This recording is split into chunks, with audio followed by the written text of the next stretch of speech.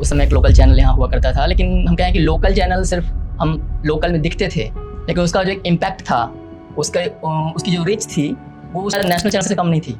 जिन खबरों को लेके वो अपने कवरेज दिखाते थे नेशनल लेवल पे, उन खबरों को हम लोकल लेवल पर भी दिखाते थे। जो खबरें उनसे छूट जाती थी इवन, उन खबरों को भी हम लोकल लेवल पर दिखाते थे, क्योंकि हमें तो लोकल, हम जो हमारा ऑडियंस है, हमें उसको कवर करना था। तो कहीं ना कहीं हमें लगता है कि वो जो दौर था एक अलग ही मतलब एक रोमांचकारी दौर था। 27 सालों में आपने क्या मूल चूल बदलाव देखे इस मीडिया में? व्हाट्सएप यूनिवर्सिटी की बात आती है, सोशल मीडिया पे लोग खबरें लिखते भी हैं, वीडियोज भी पोस्ट कर देते हैं। इस दौर में पत्रकारिता मान लो कहीं ना कहीं खो सी गई है। वो जो खबर लोगों तक पहुंच रही है ना, उसी दौर में सबको रेस लगानी है। सोशल मीडिया की जिस तरह से दौड़ रहा है, व्हाट्सएप यूनिवर्सिटी जिस तरह से दौड़ रही है, बहुत कम ही ऐसे आज भी मतलब आज के दौर में ऐसे यंगस्टर्स होंगे जो अखबारों को 24 पेज के अखबार को पलट के और हर पेज को देखते होंगे। क्या सोशल मीडिया आम लोगों की आवाज बन पाया, या कुछ हद तक बन पाया, या बिल्कुल नहीं बन पाया? ये कोरोना काल के बाद जिस तरह से सोशल मीडिया और डिजिटल मीडिया इंडिया में जिस तरह से बूम पे आया, तो मुझे लगता है कहीं ना कहीं उसका बहुत ज्यादा दुरुपयोग भी हो रहा है, उसका प्रभाव भी कम हुआ है। आज की हालत देख लीजिए, आप किसी भी समाज से जुड़े हुए, किसी भी सरकार से जुड़े हुए, कुछ भी आप छापते रहिए, नेगेटिव पॉजिटिव जो भी खबरें हैं, किसी पे कोई असर नहीं पड़ता। क्या आपको लगता है कि पत्रकारिता शिक्षा मूल उद्देश्यों को अचीव कर पा रहा है? पॉजिटिव यानी नेगेटिव सेंस में कह सकते हैं कि यूट्यूब जब से आया, हर युवा को ऐसा लगने लगा कि अगर हमारे पास स्मार्टफोन है, बस 200-400 रुपए का एक माइक खरीद लेना है, हम पत्रकार बन गए। लेकिन अगर उनकी भाषा देखेंगे, उनका वे ऑफ प्रेजेंटेशन देखेंगे, तो कहीं से भी वो पत्रकार या पत्रकारिता की दृष्टि में वो सही नहीं। न तो उनके पास कोई बहुत बड़ी टीम है, न तो उन्हें एथिक्स से मतलब है, न तो उन्हें सोशल रिस्पॉन्सिबिलिटी से मतलब है, उन्हें अपने व्यूज़ और फॉलोअर्स बढ़ाने से मतलब है। इसीलिए आप देखेंगे जब किसी वीडियो पर आप जाएंगे तो उसके थंबनेल कुछ और हैं, जब क्लिक करेंगे तो उसके अंदर स्टोरी कुछ और होती है। तो क्या ये पत्रकारिता है? आप देखा जाए तो न्यायपालिका हो, पार्लियामेंट हो, वो अपने चीजों को रेगुलेट करने में सक्षम है, लेकिन आज मीडिया क्यों इस तरह से असहाय महसूस करता है? देखिए, अभी एक वर्ड चल रहा है नेशनल लेवल पे, गोदी मीडिया, ठीक है जी। इसको कुछ लोग कुछ और टर्म देके भी कुछ कहते हैं मोदी मीडिया। तो उस टाइम पे प्रेस काउंसिल जो है उसके अध्यक्ष हुआ करते थे मार्कंडेय कारजू जी। उन्होंने इतना बड़ा कमेंट कर दिया बिहार की मीडिया के ऊपर कि जो बिहार की मीडिया है वो कहीं ना कहीं सरकार के हाथ की कठपुतली बनी हुई, कि बिहार गवर्नमेंट ने मीडिया पे ये बैन लगा रखा है कि अगर आप हमारे खिलाफ नेगेटिव खबरें छापेंगे तो हम सरकारी विज्ञापन आपको नहीं देंगे। मतलब सरकारी विज्ञापन को रोक दिया जाता है। उनका ये आरोप था कि बिहार ही नहीं दूसरे जगहों पे भी ऐसी हालत है, कम या ज़्यादा सभी जगह ऐसी हालत है। लेकिन क्योंकि मेरा रिसर्च बिहार के ऊपर था तो मैंने वो किताब लिखी, बिहार से कंजे में मीडिया।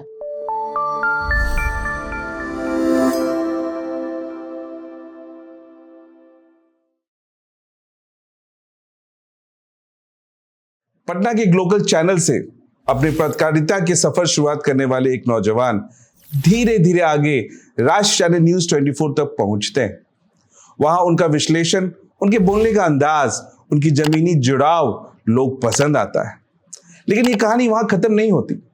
वो नौजवान सिर्फ टीवी पे बोलते नहीं, सिखाते भी नहीं, रिसर्च करता है, फिर पत्रकारिता में सेंट्रल यूनिवर्सिटी से पीएचडी भी करते हैं, और फिर सबसे चौंकाने वाला पड़ाव आता है। अपनी किताब के जरिए वो साफ कहते हैं कि बिहार की मीडिया अब खुद के पैरों पर खड़ी नहीं है, वो सरकारों की कठपुतली बन चुकी है। अब सवाल ये उठता है, आखिर क्या हुआ जो उनको ये कहने पे मजबूर होना पड़ा? क्या सिस्टम का फ्रस्ट्रेशन था, या वो सच्चाई जो हम महसूस करते हैं लेकिन बोल नहीं पाते? क्या पत्रकारिता का मतलब सिर्फ सरकार का बाइट चलाना रह गया? क्या मीडिया अब जनता की आवाज नहीं, सत्ता की चापलूसी बन गई है? आज बिहार की गूंज में हम ये सब समझने की कोशिश करेंगे। पत्रकार ऋषिकेश गौतम जी की कहानी के बहाने बिहार की मीडिया की असली स्थिति, उससे जुड़े सवाल जो हमें पूछने ही पड़ेंगे। तो आज हमारी स्टूडियो में ऋषिकेश गौतम जी मौजूद है। आपका बहुत बहुत स्वागत है ऋषिकेश जी। धन्यवाद। कैसा रहा सफर आपका पटना में आने का? पटना का सफर तो कहें कि बहुत ही एक संघर्ष भरा रहा, लेकिन एक रोमांचक था। पटना में 2007 में मैंने अपने पत्रकारिता की शुरुआत की थी, और उस समय एक लोकल चैनल यहाँ हुआ करता था। लेकिन हम कहें कि लोकल चैनल सिर्फ हम लोकल में दिखते थे, लेकिन उसका जो एक इम्पैक्ट था, उसकी जो रीच थी वो शायद नेशनल चैनल से कम नहीं थी। क्योंकि उस टाइम पे, उस दौर की अगर हम बात करें तो जो नेशनल चैनल्स हैं वो गिनती के थे, तो जहाँ वो जाते थे वहाँ हम भी पहुँचते थे। तो उस दौरान हमें ये होता था कि जिन खबरों को लेके वो अपनी कवरेज दिखाते थे नेशनल लेवल पे, उन खबरों को हम लोकल लेवल पे भी दिखाते थे। जो खबरें उनसे छूट जाती थी इवन उन खबरों को भी हम लोकल लेवल पे हम दिखाते थे, क्योंकि हमें तो हम जो हमारा ऑडियंस है हमें उसको कवर अप करना था। तो कहीं ना कहीं हमें लगता है कि वो जो दौर था एक अलग ही मतलब एक रोमांचकारी दौर था। इस 27 सालों में आपने क्या मूल चूल बदलाव देखे इस मीडिया में? देखिए, अगर बदलाव की बात करें तो मेरा अपना जो एक नज़रिया है, मेरा अपना जो अनुभव है, आज के टाइम में अगर देखें जब से ये डिजिटल मीडिया और विशेषकर सोशल मीडिया जो आज के यंगस्टर्स उससे बहुत ज़्यादा अपने आप को जुड़ा हुआ महसूस करते हैं, इस दौर में पत्रकारिता मानो कहीं ना कहीं खो सी गई है। क्योंकि व्हाट्सएप यूनिवर्सिटी की बात आती है, सोशल मीडिया पे लोग खबरें लिखते भी हैं, वीडियोज़ भी पोस्ट कर देते हैं, तो कहीं ना कहीं वो जो खबर लोगों तक पहुंच रही है ना, जो ऑडियंस उसको देख के और उससे जो ग्रहण कर रही है, तो हमें ऐसा लगता है, मैं पर्सनल लेवल पे ऐसा महसूस करता हूँ कि उसमें वो गहराई, वो इम्पैक्ट उस तरह से नहीं होता जो एक प्रोफेशनल वे में जो चैनल या जो प्रिंट मीडिया की बात करें जिस तरह से वो पहले के दौर में पहुँचाते थे। तो अब क्या हो रहा है कि चूंकि उसी दौर में सबको रेस लगानी है, सोशल मीडिया की जिस तरह से दौड़ रहा है, व्हाट्सएप यूनिवर्सिटी जिस तरह से दौड़ रही है, और जो यंगस्टर्स हैं आज इंडिया में, क्या है भारत में अगर बात करें तो सबसे ज़्यादा यंगस्टर्स हैं, सबकी उंगलियां जो है मोबाइल पे टच होते रहती हैं, वो स्क्रॉल करते रहते हैं, चीज़ों को वहाँ देख लेते हैं। बहुत कम ही ऐसे आज भी मतलब आज के दौर में ऐसे यंगस्टर्स होंगे जो अखबारों को 24 पेज के अखबार को पलट के और हर पेज को देखते होंगे। तो कहीं ना कहीं वो जो एक दर्शक है या जो पाठक है, जो श्रोता है, उस तक जो बड़े चैनल्स हैं, जो बड़े मीडिया हाउसेज हैं, चाहे अखबार की बात करें या चाहे चैनल की बात करें, उनको भी पहुंचना है उसी यंगस्टर्स तक। तो कहीं ना कहीं उन्होंने भी 24 घंटे में 24 खबरें या फिर अखबार में आएंगे हम ऋषिकेश जी, लेकिन सोशल मीडिया की जो आप बात कर रहे हैं जी, व्हाट्सएप समूह की बात कहें, लेकिन आप ये बताइए कि क्या सोशल मीडिया आम लोगों की आवाज बन पाया, या कुछ हद तक बन पाया, या बिल्कुल नहीं बन पाया? कुछ हद तक तो मैं देख रहा हूँ कि कुछ हद तक तो बन पाया, क्योंकि आज नेशनल चैनल की अगर बात करें तो बहुत सी ऐसी खबरें जो हैं वो सोशल मीडिया के जरिए नेशनल चैनल तक पहुंचती हैं, रील्स के जरिए, वीडियोस के जरिए उन तक पहुंचती हैं, और फिर वो उस चैनल को ऐसा लगता है कि ये जो खबर है ये बड़ी खबर है, फिर वो उस खबर को उठा के अपने प्लेटफॉर्म पे दिखाना शुरू करते हैं, और फिर वो जाके एक बहुत बड़ा मुद्दा बन जाता है। मुद्दा बन जाता है। लेकिन एक चीज आप देखे होंगे कि पहले लोग इतना फास्ट जो मार्केट हो या फिर वर्ल्ड अफेयर्स जो हो रही है उससे अभिज्ञ नहीं होते थे, उसको एक्वेंट होने में, उसको समझने में, या उसको वो न्यूज को जानने में काफी समय लगता था। लेकिन आज सोशल मीडिया के जमाने में जब लोग 24/7 अपने मोबाइल और अपने अंगूठे से चिपके पड़े हैं, तो वो तो फास्ट हो रहा है। और अगर पहले एक न्यूज़पेपर ही साधन था या एक टीवी साधन थी, लेकिन आज पूरा वर्ल्ड न्यूज चैनल, प्लेटफॉर्म्स और ये जितने भी मोड और कम्युनिकेशंस है, उससे आज पूरा का पूरा सिर्फ युवा ही नहीं बल्कि पूरी की पूरी कौम जुड़ी है। तो आपको नहीं लगता कि भाई ये तो काफी इंपैक्टफुल है? जो पहले 30% 40% युवा या फिर जनता आप करंट अफेयर से जुड़ी रहती थी, रशिया में क्या हो रहा है, आज के दिन कितने बम गिरे, या फिर कौन सा सिटी आज यूक्रेन का रशिया ने कैप्चर किया, वो तुरंत का तुरंत पता चलता है। तो लोग आज करंट अफेयर से जुड़े हैं और तुरंत का तुरंत उनकी अभिव्यक्ति, उनका कमेंट, उनका प्रतिक्रिया वो भी फटाक से आता है। तो चीज तो अच्छी हुई, तकलीफ कहाँ है? ये आपका एक पहलू है, ये आपका एक नजरिया है, मैं उसको दूसरे नजरिए से देखता हूँ। क्योंकि वो खबर आ गई, सूचना या जो भी सूचना थी, जो खबर थी वो आ गई, लेकिन उसके बाद क्या हुआ, मीडिया की जिम्मेदारी ये भी है कि उसके बाद क्या हुआ, उस पर सरकार ने क्या एक्शन लिया, या वो खबर जिससे जुड़ी हुई है उसके बाद उस पर क्या इम्पैक्ट पड़ा। सरकार क्यों आएगी? लेकिन ये तो इंफॉर्मेशन की आजादी है, पूरे वर्ल्ड में डेटा पड़ा है, हमारा एक कम्युनिकेशन है भाई, हमारे पास आज सस्ती नेटवर्क है, इंडिया में सबसे ज्यादा हमारे पास इंटरनेट सेवा सबसे सस्ती है। आप यूके चले जाइए, आप गल्फ में चले जाइए, बहुत महंगी है। तो सरकार ने नीचे सस्ता किया, शायद उनको डिजिटल इंडिया का जो मिशन था उसको अचीव करना था, ये जो भी रहा हो। लेकिन मैं कहने का तात्पर्य ये है कि जब इंफॉर्मेशन पूरे वर्ल्ड में फैला हुआ है। करंट अफेयर्स आज जैसे मैं अगर युवा हूं, मैं उसको ग्रहण कर रहा हूं, चाहे व्हाट्सएप के थ्रू कर रहा हूं, चाहे यूट्यूब के थ्रू कर रहा हूं, या फिर किसी प्लेटफॉर्म के थ्रू कर रहा हूं, मैं कर उसमें सरकार कहाँ आ रहा है? नहीं, सरकार का मेरा कहने का मतलब ये है कि जो भी खबर हम दिखा रहे हैं, चाहे वो सरकार से जुड़ी हुई हो या समाज से जुड़ी हुई हो या किसी व्यक्ति से जुड़ी हुई हो, ठीक है, जब वो खबर बन जाती है, उसके बाद उसका इम्पैक्ट क्या हुआ, मेरा कहने का सेंस वो है, ठीक है, उसका जो प्रभाव है, या उसके बाद खबर छपने के बाद उस व्यक्ति पे क्या असर पड़ा, या उसके जीवन में क्या बदलाव आया, उस समाज में क्या बदलाव आया। तो मुझे ऐसा लगता, मैं उस एंगल से देख रहा हूँ, तो मुझे ऐसा लगता है कि मैं ये मानता हूं कि एक जो लाइन है कि अति जो है ना, किसी भी चीज़ की अति वो अच्छी नहीं होती। और आपने डेटा की बात की है, तो स्पेशली ये कोरोना काल के बाद जिस तरह से सोशल मीडिया और डिजिटल मीडिया इंडिया में जिस तरह से बूम पे आया जी, तो मुझे लगता है कहीं ना कहीं उसका बहुत ज़्यादा दुरुपयोग भी हो रहा है, उसका प्रभाव भी कम हुआ है।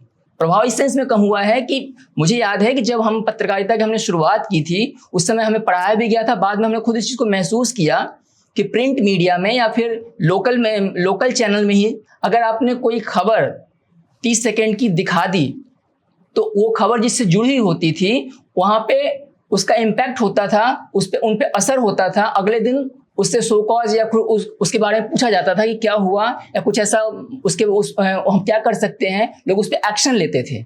आज की हालत देख लीजिए, आप किसी भी समाज से जुड़ी हुई, किसी भी सरकार से जुड़ी हुई, कुछ भी आप छापते रहिए, नेगेटिव पॉजिटिव जो भी खबरें हैं, किसी पे कोई असर नहीं पड़ता।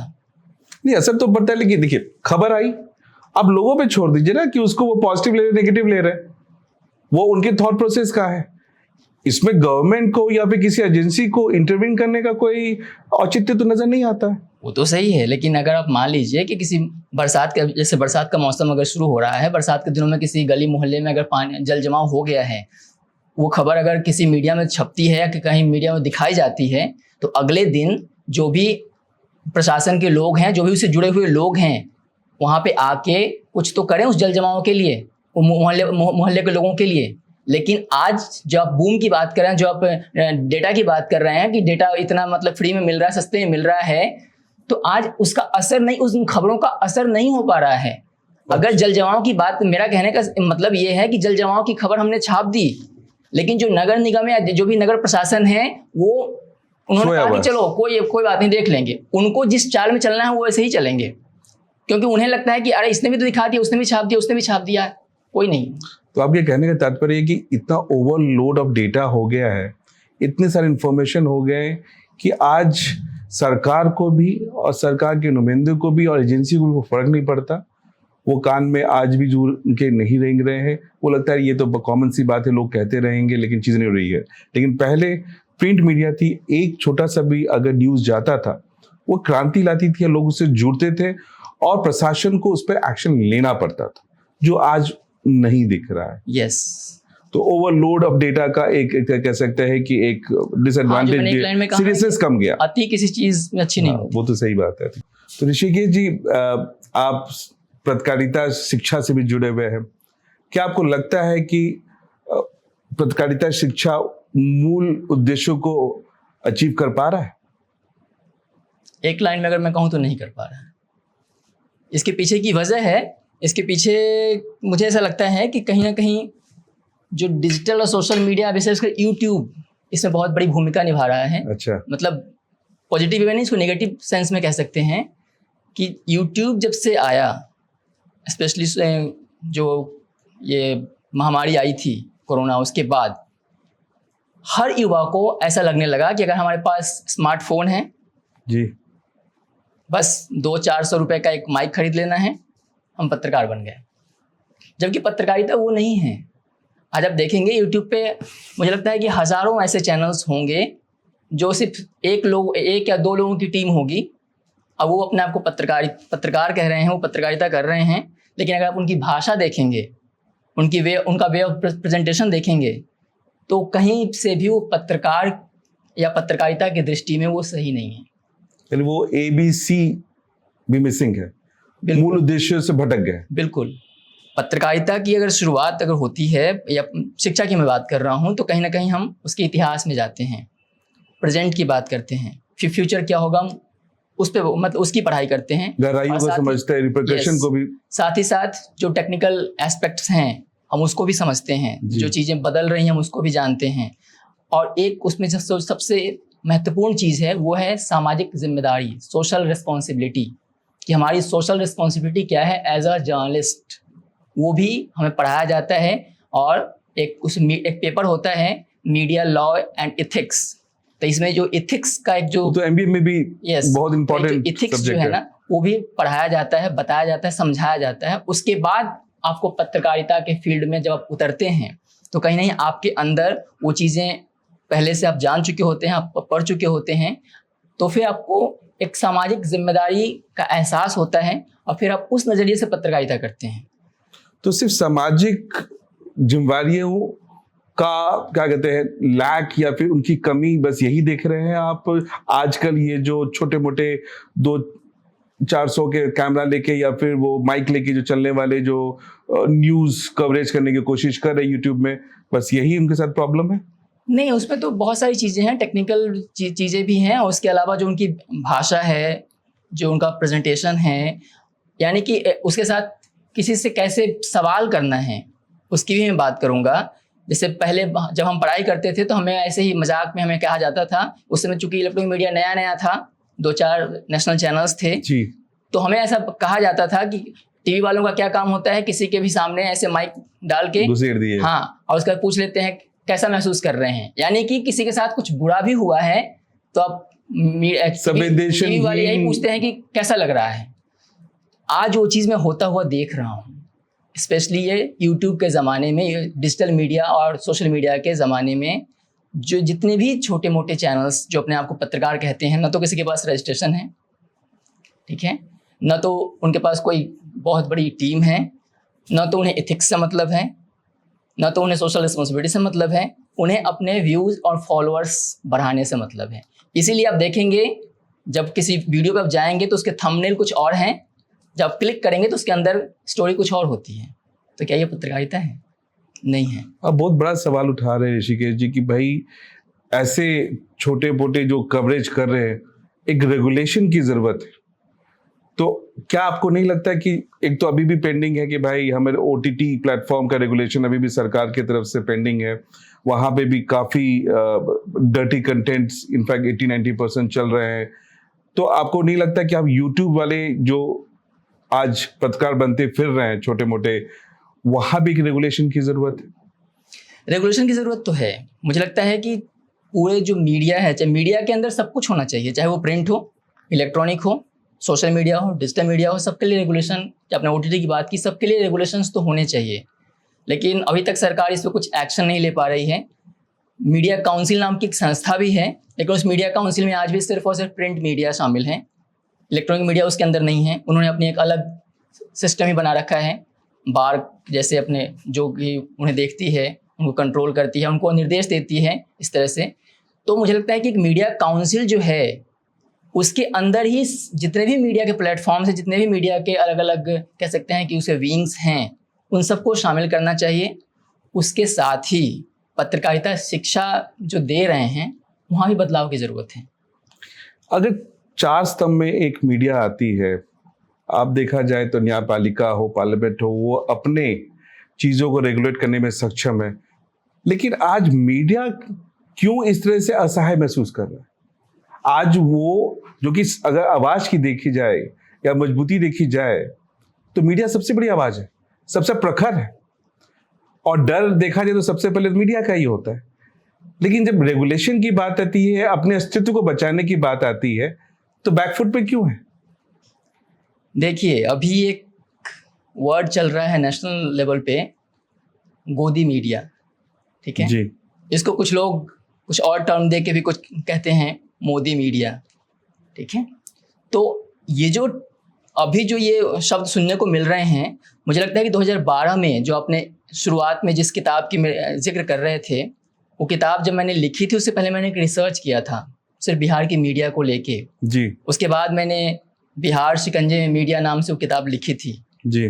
तो वो सिर्फ मेरे मन की कहानी नहीं थी, उसके पीछे 1 साल का पूरा रिसर्च है जो मैंने बिहार के मीडिया के ऊपर किया।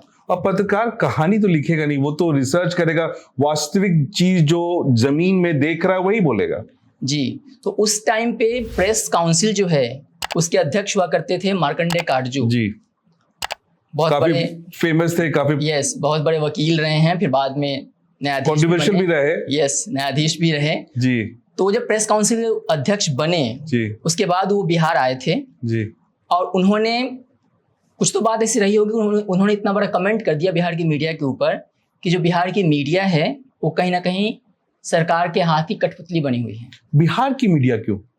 बिहार की मीडिया इसलिए क्योंकि आज भी बिहार में नीतीश सरकार है, उस समय बिहार में नीतीश सरकार थी। उन्होंने ये कहा था कि जो गवर्नमेंट है, गवर्नमेंट कहीं ना कहीं जो विज्ञापन देती है, जिसको हम सरकारी विज्ञापन कहते हैं, मेन जो मीडिया का जो इनकम का सोर्स है ऐड ही है, और ऐड में जो गवर्नमेंट का ऐड आता है वो बहुत बड़ा इनकम का सोर्स है। तो उनका ये कहना था कि बिहार गवर्नमेंट ने मीडिया पे ये बैन लगा रखा है कि अगर आप हमारे खिलाफ नेगेटिव खबरें छापेंगे तो हम सरकारी विज्ञापन आपको नहीं देंगे, मतलब सरकारी विज्ञापन को रोक दिया जाता है। उनका ये आरोप था। इस आरोप को लेके मैंने 1 साल का रिसर्च किया और उसके बाद वाकई में मुझे ये लगा कि बिहार ही नहीं दूसरे जगहों पे भी ऐसी हालत है, कम या ज़्यादा सभी जगह ऐसी हालत है। लेकिन चूंकि मेरा रिसर्च बिहार के ऊपर था तो मैंने वो किताब लिखी बिहार शिकंजे में मीडिया, जिस पे बहुत सारे लोगों ने उसको पढ़ा भी, बहुत सारे लोगों ने पॉजिटिव निगेटिव कमेंट्स भी किए, सुझाव भी दिए। तो 2012 की ये कहानी है। आप नेशनल मीडिया न्यूज़ 24 से भी जुड़े रहे, आपका खुद का अनुभव जो आपने किताब में लिखी, पैन इंडिया का क्या रहा है? वहाँ भी यही स्थिति है या बिहार की स्थिति ज़्यादा खराब लगी आपको?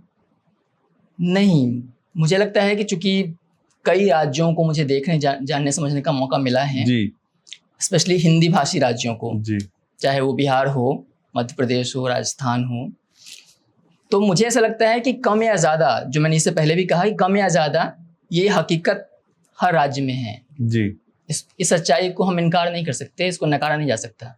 हर राज्य में है, कहीं पे कम है, कहीं पे ज़्यादा है। कहीं ना कहीं सरकार जो है वो एक तरह से जो खबरें छप रही हैं, यहाँ तक कि अब दिख भी रही हैं, उसको कंट्रोल करने की कोशिश तो करती है। पूरी तरह से भले वो कंट्रोल ना हो पाए, लेकिन डैमेज कंट्रोल की अगर हम बात करें तो सरकार चाहती है कि बहुत ज़्यादा नेगेटिव चीज़ें जो है वो मीडिया ना दिखाए, मीडिया ना छापे। और कहीं ना कहीं मुझे लगता है कि मीडिया मतलब सरकार इसमें बहुत हद तक कामयाब भी हुई है। देखा जाए तो राजतंत्र रहे चाहे लोकतंत्र रहे, हमेशा से जनता की आवाज़ दबाने की कोशिश सदियों से चली आ रही है। आपने किताब के रिसर्च के जरिए इस चीज़ को उजागर करने की कोशिश की, और जैसे कि हर किसी भी रिसर्च में एक हाइपोथेसिस होती है, आप उसको प्रूव करने की कोशिश करते हैं, या तो गलत या वो सही। लेकिन हर रिसर्च के बाद आप एक सजेशन देते हैं कि भाई अगर ये हाइपोथेसिस सही है तो इसको गलत करने के लिए, या गलत है तो सही करने के लिए आपके सजेशंस डाले जाते हैं। हर रिसर्च का एक पहलू होता है।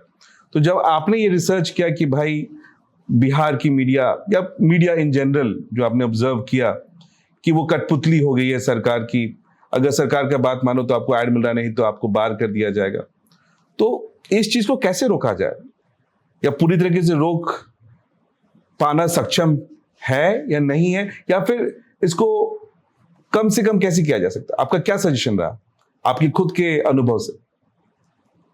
मैंने शुरू में जो बात कही उस चीज़ को थोड़ा सा मैं खुद ही कॉन्ट्रडिक्ट कर देता हूँ कि जब से ये डिजिटल मीडिया का प्रभाव बढ़ा है जी, तो कहीं ना कहीं वो जो कंट्रोल है वो अब कम होने लगा है, लूजन हो गया है, खुद कम होने लगा है।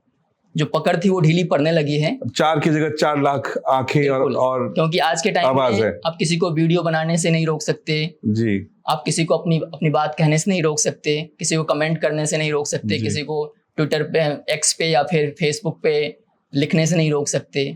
तो वो जो कंट्रोल था वो डिजिटल मीडिया के ज़माने में ये पॉजिटिव चीज़ तो हुई है कि वो कंट्रोल धीरे धीरे कम हुई है।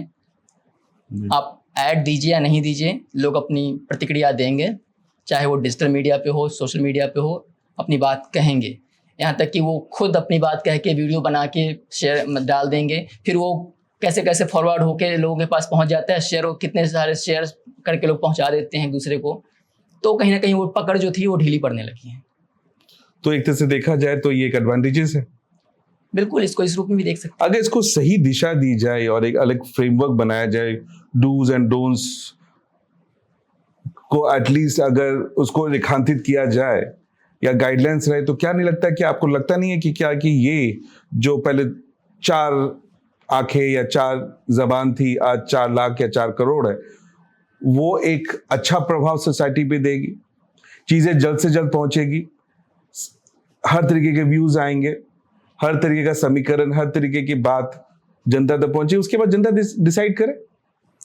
हाँ, वो चीज़ें हो सकती हैं, लेकिन जो हमने इससे पहले भी बात की ना कि ये काउंसिल हो या कोई ऐसी संस्था हो जो उस बॉडी को रेगुलेट करे, मीडिया को रेगुलेट करे, ठीक है, पूरी तरह से कंट्रोल ना करे, लेकिन उसके लिए कुछ दिशा निर्देश बनाए, उसको थोड़ा सा अपने दिशा निर्देश के हिसाब से उसको चलाए, उसको कुछ सुझाव दे, तो ये चीज़ें मतलब आने वाले भविष्य में हो सकती हैं और ये पॉजिटिव वे में ही होंगी, मुझे भी ऐसा लगता है। हाँ, लेकिन ये ज़रूर है कि उसमें सभी को शामिल करना होगा, डिजिटल हो, सोशल हो, प्रिंट हो, इलेक्ट्रॉनिक हो, एक ऐसी संस्था हो जिसके अंदर ये सब कुछ हो और वो फिर उसको रेगुलेट करे, उसको सुझाव दे, उसके लिए कुछ नियम कायदे कानून डिसाइड करे, कुछ एथिक्स बनाए, तो सही है उस दिशा में। तो समय के अनुसार मीडिया गाइडलाइंस आपके अनुसार लैकिंग है।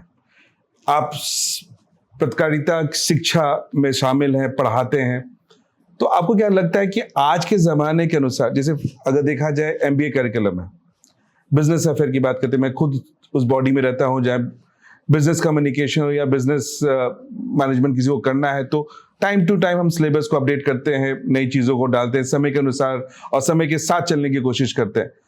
तो आज पत्रकारिता का जो शिक्षा का जो पाठ्यक्रम है, क्या वो समय के अनुसार चल रहा है? उसमें मूलचूल बदलाव हुए? क्योंकि मैं पढ़ रहा था जब आप हमारे पॉडकास्ट में आने वाले थे, मैं देख रहा था, मुझे लगता है कि अभी बहुत पीछे है। आप अपनी जगह बिल्कुल सही है, आपने जो कहा वो 100% सही है जी।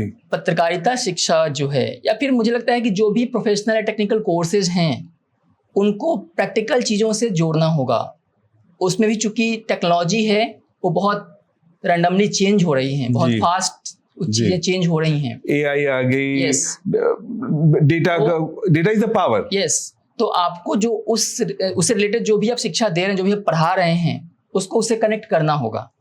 सिर्फ क्लासरूम में बैठा के सिर्फ थ्योरी पढ़ा के एग्जाम लेके आप किसी को डिग्री आप दे देते हैं, तो वो कहीं ना कहीं बच्चों को मुझे लगता है कि भविष्य में दिक्कत पैदा करती हैं।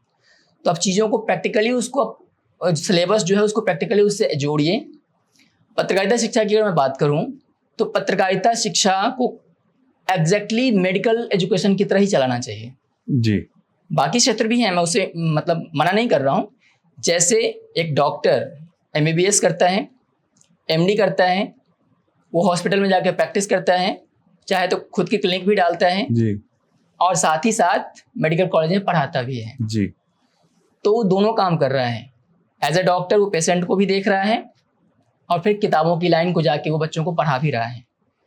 पत्रकारिता में भी ऐसा ही होना चाहिए कि आप जो एक जर्नलिस्ट है वो अपना खुद का काम भी कर रहा है, चाहे वो अपना खुद का चैनल चलाए, अखबार चलाए या किसी बड़े मीडिया हाउस में काम करे और उसके साथ साथ वो जाके बच्चों को पढ़ाए भी। तो जो चीज़ें बदल रही हैं, खबर लिखने का तरीका बदल रहा है, जो प्रेजेंटेशन का तरीका बदल रहा है, उन सारी चीज़ों को बच्चों के साथ वो शेयर करेगा, बच्चों को बताएगा AI क्या है, AI से मीडिया में किस तरह के बदलाव आएंगे, उन सारी चीज़ों से बच्चे वाकिफ़ होंगे और तब जब वो डिग्री लेके जब बाहर आएंगे तो मुझे लगता है शायद जो बेरोज़गारी का ठप्पा है वो उनके सर पे नहीं होगा। बेरोजगारी तो शायद बहुत सारे दूर किया मीडिया ने, जब लोगों ने छोटे छोटे माइक लेके यूट्यूब में मॉनेटरी बेनिफिट लेके लाखों करोड़ों कमा रहे हैं। लेकिन क्या अंतर्राष्ट्रीय जर्नलिज्म बॉडी अपने आप को अपडेट नहीं कर रही है? देखा जाए तो हर स्तंभ से सबसे प्रखर और सबसे पावरफुल स्तंभ मीडिया है, लेकिन अगर देखा जाए तो फ्यूचर चैलेंजेस को समझने, रेट्रोस्पेक्ट करके और अपने आप को ढालने में मुझे लगता है कि सबसे पीछे मीडिया जा रही है। बिल्कुल सही। आज हम बिहार के गूंज चैनल के स्टूडियो में बैठ के बात कर रहे हैं। अगर इस बिहार की हकीकत को हकीकत को बयां करें तो बिहार में आज भी पत्रकारिता शिक्षा के नाम पे छलावा के अलावा कुछ नहीं है। किसी भी आप यूनिवर्सिटी में जाएंगे, किसी यूनिवर्सिटी में एक सिंगल पत्रकारिता का कोई डिपार्टमेंट नहीं है। जो एक डिपार्टमेंट खुला भी हो सकता है कि मेरी जानकारी गलत हो, एक यूनिवर्सिटी के अलावा जो कि आर्यभट्ट नॉलेज यूनिवर्सिटी है, वहाँ पे एक सेंटर चलता है, centre of excellence. Nitish Kumar कहा जाता है कि माननीय मुख्यमंत्री नीतीश कुमार जी का ड्रीम प्रोजेक्ट है वो। वहाँ पे स्कूल ऑफ जर्नलिज्म नाम का एक सेंटर स्टार्ट किया गया। आज उस सेंटर में सिर्फ एक फैकल्टी है। सिर्फ एक फैकल्टी है। उसके अलावा पूर्वोत्तर का ऑक्सफोर्ड कहलाने वाला पटना यूनिवर्सिटी, आज भी वहाँ पत्रकारिता डिपार्टमेंट नहीं है। पत्रकारिता की पढ़ाई वहाँ होती है हिंदी डिपार्टमेंट में, यानी कि हिंदी डिपार्टमेंट पत्रकारिता पढ़ा रहा है। इसके अलावा बाकी जितने भी यूनिवर्सिटीज़ हैं वहाँ पे ग्रेजुएशन लेवल का कोर्स चल रहा है, वो भी अलग अलग डिपार्टमेंट में। स्पेशली वहाँ पे जर्नलिज्म या मास कॉम जैसा कोई डिपार्टमेंट नहीं है। तो ये बिहार की हकीकत है। इसके आगे जो हम बात कर रहे थे कि उसको एआई टेक्नोलॉजी से या बाकी प्रैक्टिकल चीज़ों से जोड़ने की बात है या सिलेबस को अपडेट करने की बात है, तो ये तो बहुत दूर की बात है। अगर हम बिहार के परिप्रेक्ष्य में बात करें तो क्या कारण रहा है? क्या सरकारों को भी सूट करता है कि ये पिछड़ा रहे, पपेट रहे? कौन नहीं चाहेगा कि लोग हमसे सवाल ना पूछें? सब चाहेगा कि हमसे सवाल कम पूछे जाएं या ना पूछे जाएं। तो मीडिया तो आईना होता है। जो चीज आप शायद महीनों लग जाए आपको ग्राउंड में जाने के पहले, मीडिया आपको तो 10 मिनट 20 मिनट में आपको झलक दिखा देता है। सरकारों को क्यों दिक्कत होगी?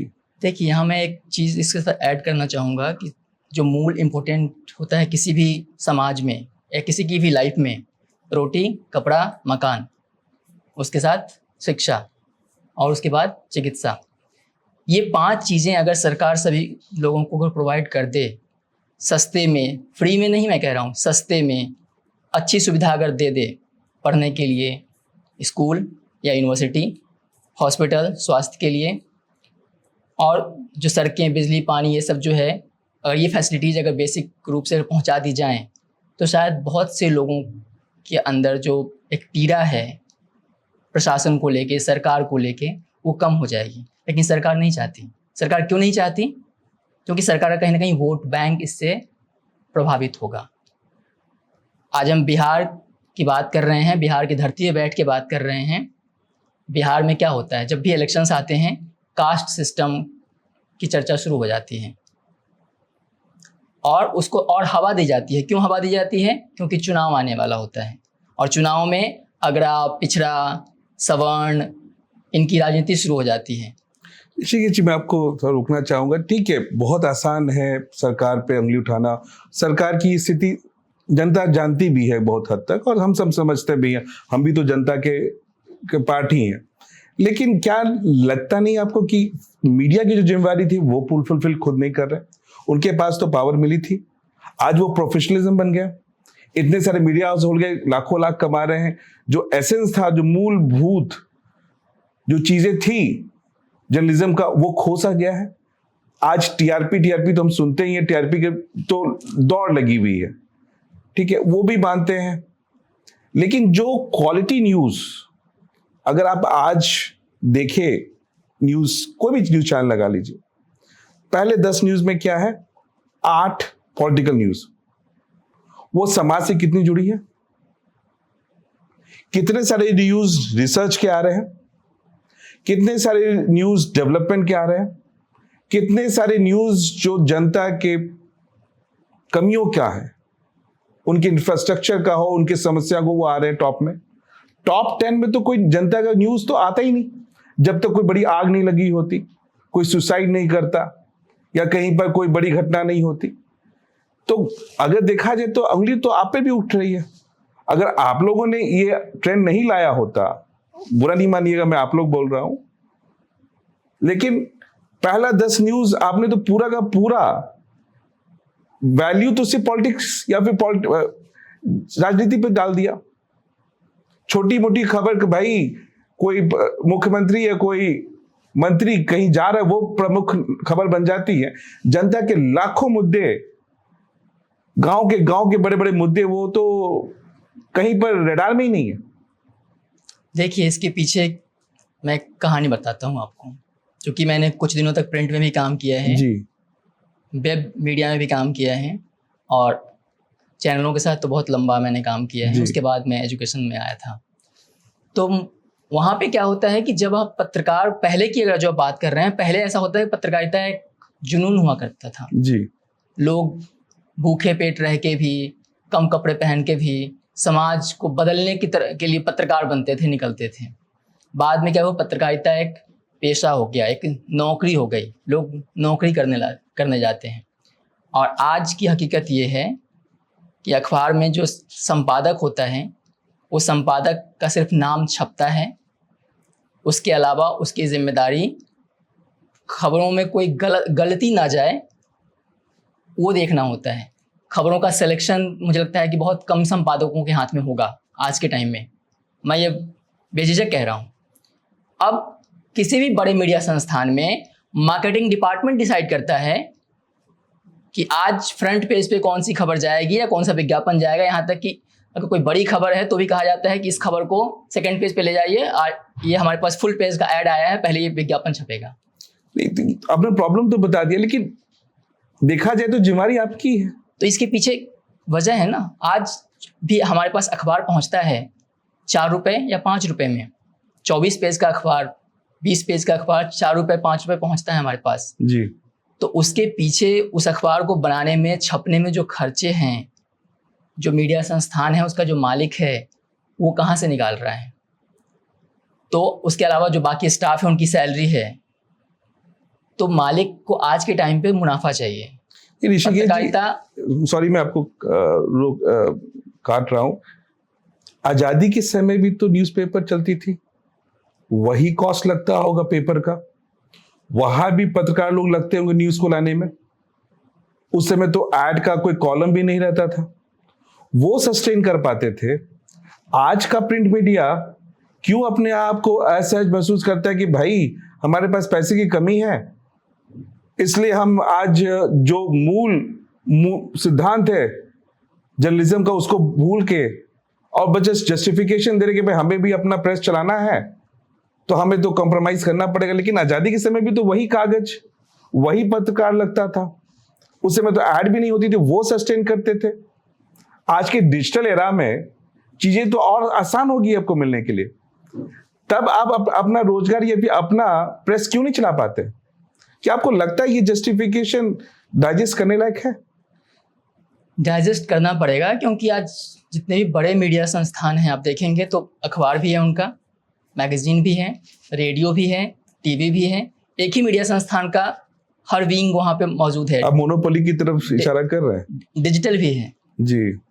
तो जो आपने शब्द मेरे बोलने से पहले ही आपने यूज़ कर लिया कि जो मोनोपोली है, तो इतने सारे विंग अगर वो चला रहे हैं तो इसमें जो इंफ्रास्ट्रक्चर उनका लग रहा है जी, जो उनका बजट उसमें खर्च हो रहा है, जो एम्प्लॉय वहाँ काम कर रहे हैं, इसके पीछे का पूरा जो खर्चा है वो तो चाहिए ही चाहिए। उसके साथ साथ जो मैंने पहले ही बोल दिया आपको कि अब पत्रकारिता मिशन नहीं है, अब एक व्यवसाय है, प्रोफेशन हो गया है। मिशन छोड़ के प्रोफेशन हो गया, प्रोफेशन है। जी जी।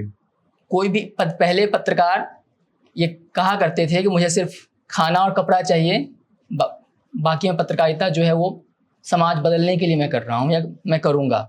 अब नहीं है। अब पत्रकारिता जो करने जाता है वो नौकरी करने जाता है, तो उसको भी सैलरी चाहिए और अच्छी सैलरी चाहिए।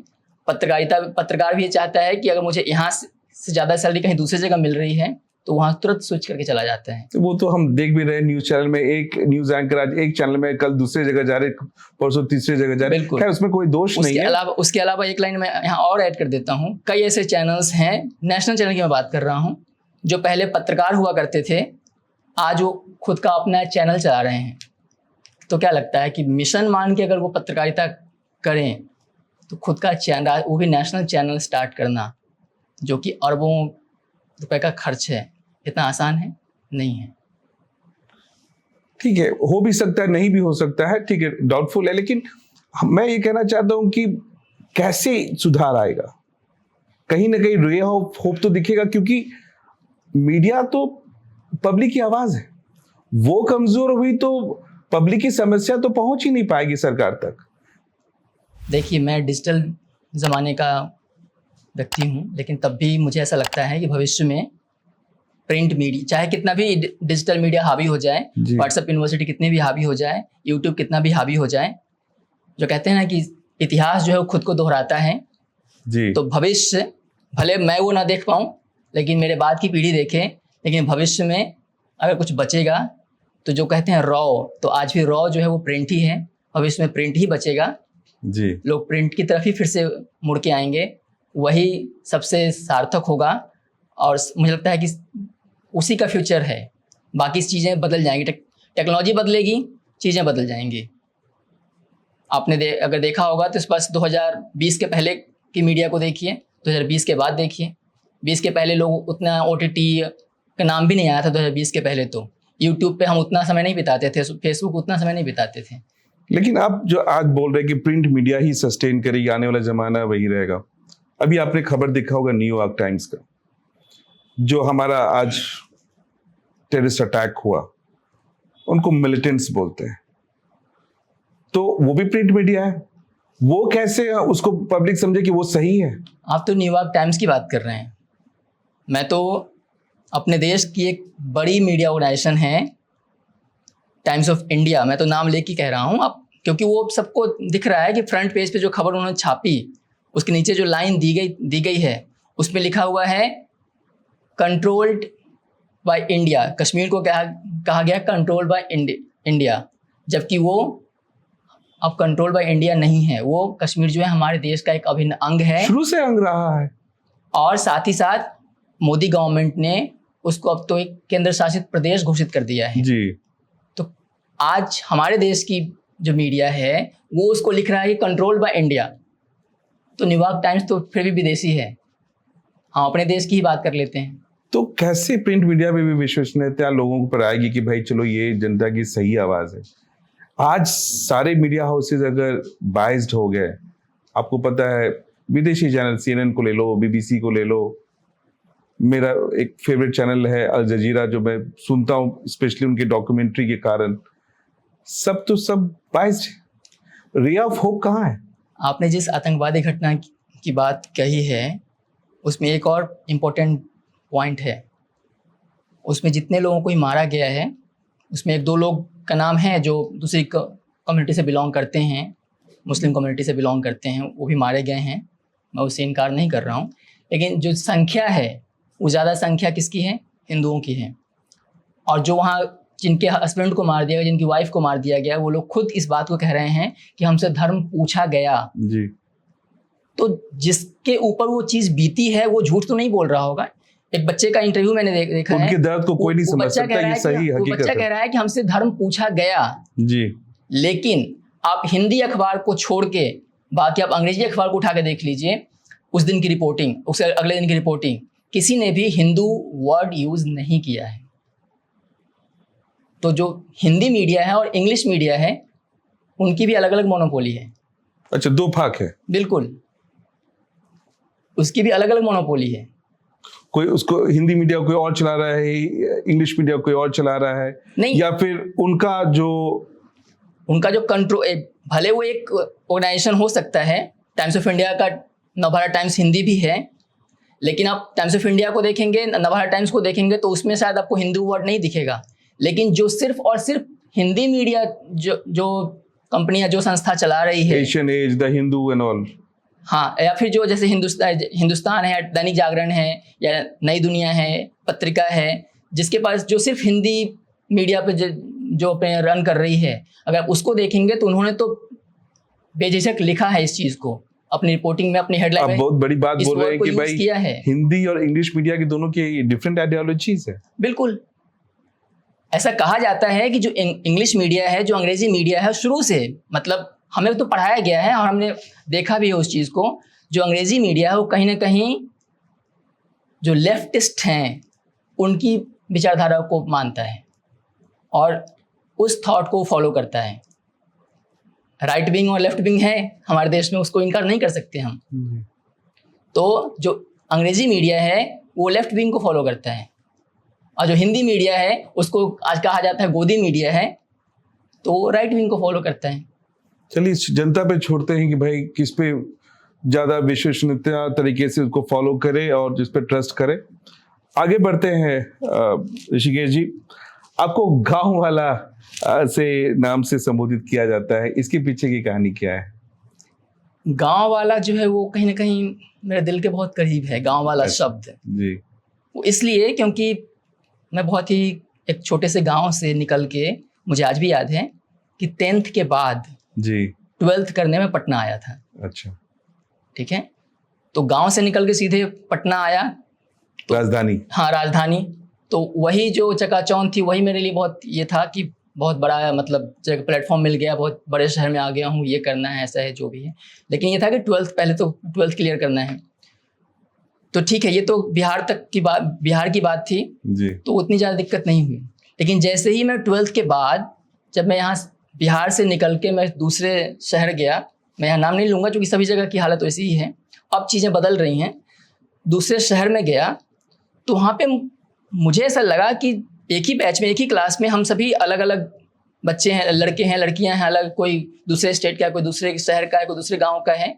लेकिन वहाँ मैंने एक चीज़ महसूस किया कि अगर आप कुछ भी उटपटांग भी नहीं कह सकते, जो उनको पसंद नहीं हो ऐसा अगर कुछ बिहेव करते हैं तो लोग सीधे, जो बच्चे होते थे या फ्रेंड सर्कल में जो लोग होते थे वो क्या बोलते, सीधे पूछते थे गंवार हो क्या। तो ये चीज़ मुझे खटकती थी कि यार गंवार क्या होता है। अगर हम ऐसे गमछा लेके, जैसे यहाँ हम शूट कर रहे हैं, ये थीम मुझे बहुत अच्छा लगा कि चूंकि ये तो गर्व की बात है, गमछा हमारा। बिहार की गूंज आपके चैनल का नाम है, और जिस बिहार में गमछे को बहुत शान से गर्मियों में उसको बांध भी ले जाता है, अब मुरेठे के तौर पे बांध के बहुत शान से लोग बाहर निकलते हैं, उस चीज़ को मतलब कहीं ना कहीं नेगेटिव वे में पोर्ट्रे किया जाता है बाहर में कि तुम लोग क्या ये गमछा डाल लेते हो, तुम शरीर का कोई अंग वस्त्र गमछे की उपयोगिता को मैच नहीं कर सकता। तो ये चीज़ें मैंने कई बड़े मेट्रो सिटीज़ में भी मैंने देखा कि कुछ भी ऐसा जो उन्हें पसंद ना हो, कुछ ऐसा मतलब उठपटांग करते भी हैं तो उसी से कहते गंवार हो क्या, गांव से आए हो क्या। यहाँ तक कि मैं आपको कह रहा हूँ कि जो लड़कियाँ बिल्कुल गांव से आती थीं और गांव के ड्रेस में वो सलवार सूट दुपट्टा इस तरह से डाल के अगर क्लास आ रही हैं, जा रही हैं, लोग उनको बहन जी कहते हैं। एक स्टीरियोटाइप हाँ में ढाल देते हैं लोग। तो मुझे ये चीज़ें खटकती थी, लेकिन उस समय मुझे जवाब देना सही नहीं लगा। लेकिन मैं फिर भी कुछ बहस होती थी, मैं बोलता था कि हो सकता है कि तुम्हारे पापा शहर में रह रहे हों, तो अपने दादाजी से पूछना कि वो कहाँ से आए थे। सबके रूट्स तो गांव ही है, कहीं ना कहीं जो शहर में आया है वो गांव से आया होगा, ये सच्चाई है। तुम्हारे पापा नहीं आए, तुम्हारे दादाजी आए होंगे, लेकिन कोई ना कोई तो गांव से आया होगा शहर। और भारत तो गांव का देश है। तो जब मुझे ऐसा लगा, मतलब खुद के मुंह से मिट्ठू बनने वाली बात होगी, लेकिन फिर भी मैं कहना चाहूँगा कि जब मुझे ऐसा लगा कि एक गांव से निकला हुआ लड़का, जितनी मुझे पढ़ाई करनी थी PhD तक वगैरह सब कुछ ये मैंने कर लिया, चैनल में काम करना था वो भी किया, पढ़ाई करनी थी वो भी किया, फिर मैंने पढ़ाया कॉलेज से लेकर यूनिवर्सिटी तक, अभी भी वो जर्नी जारी है। तो मुझे ऐसा लगा कि अब मैं गर्व से कह सकता हूँ कि हाँ मैं गाँव वाला हूँ, मैं गांव वाला हूँ, लेकिन मैंने PhD भी की है, मैंने पढ़ाया भी है, मैं पढ़ भी रहा हूँ, पढ़ा भी रहा हूँ, और जितनी नॉलेज तुम्हें है शहर में रह के कहीं ना कहीं उतना या उससे ज़्यादा नॉलेज मुझे है। गांव में गेहूँ कैसे बोया जाता है तुम्हें तो पता होगा कि सिर्फ रिलायंस फ्रेश जाके सब्जी लेके आ जाना, ठीक है, लेकिन नेनुआ कैसे उपजाया जाता है, गेहूँ कैसे उपजाया जाता है वो भी मुझे पता है। और शहर में बड़े रेस्टोरेंट्स में बैठ के कैसे वहाँ खाया जाता है, कैसे वहाँ बिहेव किया जाता है, मुझे वो भी पता है। तो उसके बाद मैंने अपने नाम के साथ जो गांव वाला जो टाइटल है वो मैंने जोड़ लिया। मैंने बहुत गर्व की बात है, बहुत अच्छा लगा ये बात जान के। मैं भी जब IT में काम करता था तो अच्छे डेवलपर्स जो बिहारी थे, अच्छे इंटरनेशनल डेवलपर्स को बीट करते थे, और जब कटाई होती थी या बुआई होती थी गांव में जाकर एक मूल चूल किसान की तरह खटते थे। आप जब उनको मैं गांव में वीडियो कॉल देगी वो करते थे या मैं करता देखता था तो विश्वास नहीं करते थे कि भाई IT का सबसे टॉप डेवलपर है, जो बड़ी बड़ी कंपनी, बड़े बड़े प्रोजेक्ट्स, इंटरनेशनल प्रोजेक्ट्स को हैंडल कर रहा है। तो ये क्षमता है हमारे गांव के लोगों की, और उनको हल्के में लेना तो खैर बिल्कुल नहीं सही है। तो आपका ये गांव से लेकर राष्ट्रीय चैनल तक का सफर कैसा रहा? बहुत सारी चुनौतियों का आपको सामना करना पड़ा, तो इसके बारे में बताइए। चुनौतियां नहीं कह सकते, उसको स्ट्रगल कह सकते हैं, वो संघर्ष है। और मुझे लगता है कि संघर्ष सबको अलग अलग तरीके से ही सही और प्रखर बनाता है, सबको झेलना पड़ता है, और सबकी लाइफ में आना भी चाहिए और आता भी है, और कहीं ना कहीं उससे आप में निखार आता है, बहुत सीखते हैं, वही प्रखर बनाता है। अगर आज मैं आपके साथ यहाँ बैठा हूँ इस स्टूडियो में, तो शायद मुझे लगता है कुछ तो मेरी उपलब्धि रही होगी जो आपने मुझे यहाँ बुलाया है। निश्चित। तो गांव से निकल के और फिर आप छोटे शहर से लेके बड़े शहरों तक जब आप जाते हैं, तो वहाँ पे आपको अलग अलग तरह के अनुभव होते हैं, और वो आपके जीवन को कहीं ना कहीं बदलता है और पॉजिटिव वे में, और वो चीज़ें आपके अंदर रंग लाती हैं, आपको निखार के सामने लेके आती हैं। आते अभी जो मुद्दे बहुत ही गर्म है, न्यायपालिका और सरकार के बीच, राज्यपाल द्वारा बहुत सारे विधेयक को रोकना, उस पर कमेंट्स आए, या फिर न्यायपालिका ने अपनी राय दी, और अभी भी चल रहा है। आपको क्या लगता है, एक सच्चे और एक अच्छे लोकतंत्र के लिए क्या ये सही है, ये टकराव? इसको टकराव के रूप में मैं नहीं देखता हूँ। जब भी हम या आप कोई भी काम करते हैं, तो कई बार ऐसा होता है कि धीरे धीरे हम जो एक लक्ष्मण रेखा कहें या जिस सीमा कहें, जो बहुत पतली होती है, बहुत झीनी सी रेखा होती है, कई बार हम ना चाहते हुए भी हम उसको बाहर निकल जाते हैं, उसको हम पार कर जाते हैं। और जब इस तरह की बहस होती है, जो भी जिस टकराव की आप बात कर रहे हैं, इसको मैं टकराव नहीं समझता हूँ। इसको मैं कहूँगा कि एक समीक्षा हो, मतलब इसका मौका देता है कि हमें हमारा दायरा क्या है, हमें कितना बोलना है, हमें किन चीज़ों पर राय देनी है, कितना आगे बढ़ना है और कितना नहीं बढ़ना है। तो अभी जो ये न्यायपालिका और राष्ट्रपति और बाकी विधायिका के बीच में जो ये डिस्कशंस चल रहे हैं, उसमें कई सारे बयान भी आए हैं। कुछ बयान ठीक है कि वो निंदनीय है, मतलब ठीक है, नहीं देना चाहिए था उस तरह से, लेकिन ये बहस होनी चाहिए, क्योंकि जब तक बहस होगी नहीं तब तक हमें खुद याद नहीं आएगा कि नहीं अब तो आपको रुक जाना है, आपने शायद सीमा लांघ दी है। और अभी कई सारे ऐसी चीजें, और शायद बहस सिर्फ सीमा तक ही क्यों सीमित रहे, हमें भी अगर हम बहस करते हैं तो शायद चाहे वो सरकार हो चाहे न्यायपालिका हो, सबके लिए रूम ऑफ इम्प्रूवमेंट्स है। बहस तो वहां होनी चाहिए। कुछ जगह ऐसी है जो हमें और अच्छी तरीके से करने चाहिए, हम नहीं किए। आज देखा जाए तो कोर्ट में करोड़ों केस है। ऐसा तो नहीं कह सकते कि न्यायपालिका भी अपना हाथ झाड़ सकता है पूरी तरीके से, या फिर सरकार अपनी तरफ से पूरे हाथ झाड़ सकता है, ऐसा नहीं है। तो बहस होने से, और अगर हम पॉजिटिव बहस करते हैं तो फायदा तो सबको है, और अगर वो फायदा न्यायपालिका ले चाहे सरकार ले, अल्टीमेटली जनता को ही फायदा होने वाला है। इससे बुरा क्या है?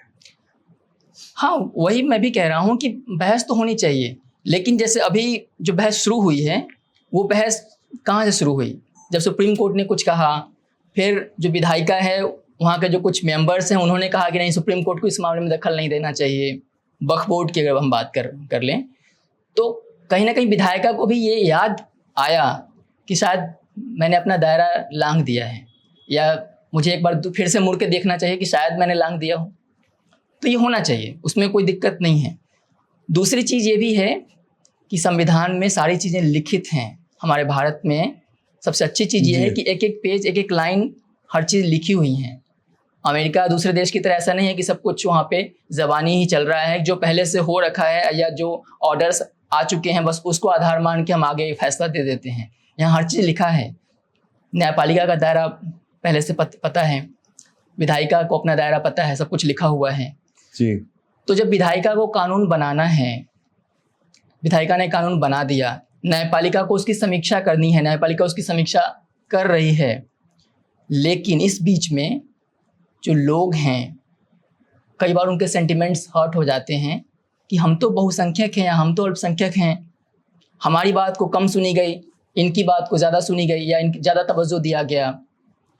तो उस पर फिर बाकी लोगों के रिएक्शंस आते हैं, कुछ लोगों के कह सकते हैं कि ओवर रिएक्शन आ जाता है, ठीक है, थोड़े उतावले होकर कुछ ज़्यादा बोल जाते हैं, लेकिन फिर डिस्कशन जो है वो होने चाहिए। फिर कहीं ना कहीं वो चीज़ें एक समीक्षा के रूप में और एक दायरे के एक सही मायने में हमारे सामने आएगा और सबको अपने अपना अपना दायरा याद आएगा, फिर सब कुछ ठीक हो जाएगा। एज ए लेमैन मुझे तो ऐसा लगता है कि भाई थोड़ा बड़ा दिल दिखाना चाहिए दोनों को, और बाहर आके कमेंट करने से अच्छा है कि साथ बैठे चीज़ों को थोड़ा सा बेटर करें, क्योंकि इम्प्रूवमेंट तो भाई ये तो एंडलेस चीज़ है, और there is always a room of improvement, there is always room of betterment, और वो अगर करते हैं तो भाई बेनिफिशियरी तो जनता है तो सब है। बिल्कुल। चलिए आगे बढ़ते हैं। ऋषिकेश जी, हम लोग बात कर रहे थे कि भाई आज जर्नलिज्म मिशन से ज़्यादा प्रोफेशनलिज्म हो गई है। आपके क्या विचार है, इसको कैसे इम्प्रूव कर सकते हैं, शॉर्ट टर्म लॉन्ग टर्म? इसका एक ही रास्ता है जो आने वाले दिनों में होगा। अभी भी मतलब जो मैंने बात की कि सोशल मीडिया, डिजिटल मीडिया के आने के बाद बहुत सारे लोग, छोटे छोटे मतलब लोग जो हैं कि कैमरा माइक खरीद के पत्रकार बन गए हैं। उसमें सभी में कुछ ऐसे लोग भी हैं जो बहुत अच्छा काम कर रहे हैं। तो इस तरह से अखबारों में भी है, कई छोटे छोटे अखबार भी हैं जो कि बहुत अच्छा काम कर रहे हैं। लेकिन यही है कि आज चूँकि पैसे का बोलबाला है, हर तरफ बिजनेस माइंडेड लोग बैठे हैं, सभी को अपना मुनाफा दिख रहा है, चैनलों में टीआरपी दिख रहा है।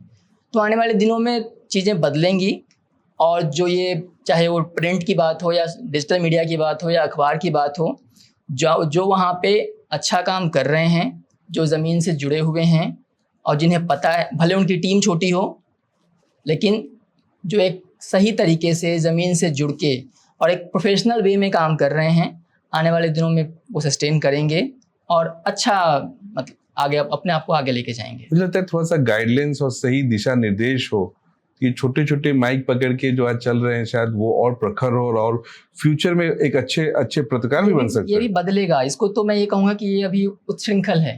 जैसे कहते हैं ना टीनेज जो बच्चे होते हैं, तो उसी तरह से अभी जो डिजिटल सोशल मीडिया का जो मीडिया जो है, ये अभी 16 साल 17 साल का है। मतलब एक एग्जैक्ट मैं एज नहीं बता रहा हूँ, मतलब एक उदाहरण देकर मैं समझा रहा हूँ कि 16-17 साल के जैसे बच्चे होते हैं टीन एज वाले, तो थोड़े से उच्छृंखल जैसे होते हैं। मैं ये भी कर लूँ, वो भी कर लूँ, ऐसा भी कर लूँ, ठीक है। कभी थोड़े से ज़्यादा अपने आप को मेकअप कर लिया, कभी ये पहन लिया, कभी फटी हुई जीन्स पहन ली, कभी ऐसा कर लिया। तो इस तरह से मीडिया भी है, मतलब जो नया मीडिया है, डिजिटल मीडिया है, धीरे धीरे इसमें गंभीरता आएगी। और जो लोग सही मायने में आज भी समाज के लिए कर रहे हैं, वो रुकेंगे, वो सस्टेन करेंगे, आगे बढ़ेंगे, और वही फिर पत्रकारिता को आगे लेके जाएंगे। ये जो अभी बड़े बड़े जो चैनल, बड़े बड़े जो मीडिया हाउसेस बन गए हैं, जिन्हें लगता है कि प्रिंट भी मैं ही चला लूँ, अखबार ही मतलब मैं ही देख लूँ, चैनल मैं ही देख लूँ, डिजिटल मीडिया मैं ही देख लूँ, यहाँ तक कि यूट्यूब पे चैनल ही उन्होंने बना दिया। तो अच्छी बात है जो ये छोटे छोटे कैमरा लेके चल रहे हैं, आज कम से कम उस मीडिया हाउसेस के विक्टिम तो नहीं बन रहे, उनके पपेट्स तो नहीं बन रहे। हाँ। और अब और एक चीज है, अभिव्यक्ति की आज़ादी है, राइट, और अपनी तरफ से देखा जाए तो बहुत सारे अच्छे कंटेंट्स भी आते हैं। बिल्कुल। और विदाउट मच ट्रेनिंग, बिना ज़्यादा प्रशिक्षण के भी देखा जाए तो काफ़ी अच्छी क्वालिटी भी आती है। लेकिन अगर इसको स्ट्रीमलाइन कर दिया जाए, और जैसा आप पढ़ाते हैं पत्रकार शिक्षा, वो अगर यूनिवर्सिटी खुलती, कॉलेजेस में पढ़ाई जाती, मास कम्युनिकेशन पढ़ाया जाता, तो शायद यही छोटे छोटे जो कैमरा लेके चल रहे हैं वो और अच्छा कर सकते थे, और ये जो मोनोपोली है बड़े बड़े मीडिया हाउसेस का, वो भी कम होता। तो देखा जाए तो बहुत बड़ा योगदान दे रहे हैं। बिल्कुल, ये योगदान तो दे ही रहे हैं, इसको नकार नहीं सकते, लेकिन कई सारे लोगों की नौकरी भी इन्होंने खा ली है। जैसे जब हमने पढ़ाई शुरू की थी, उस टाइम पे एक वर्ड हम सुनते थे, स्ट्रिंगर। अखबारों के जो छोटे छोटे ब्लॉक हैं या जो जिले हैं, वहाँ पे स्ट्रिंगर होता था। जो बड़े बड़े चैनल्स हैं उनका स्ट्रिंगर होता था। क्यों? क्योंकि वहाँ की जो लोकल खबरें होती थी, जो नेशनल मीडिया के लिए कभी खबर बन जाती थी, तो वहाँ की खबरें कौन भेजेगा, तो वो स्ट्रिंगर भेजता था।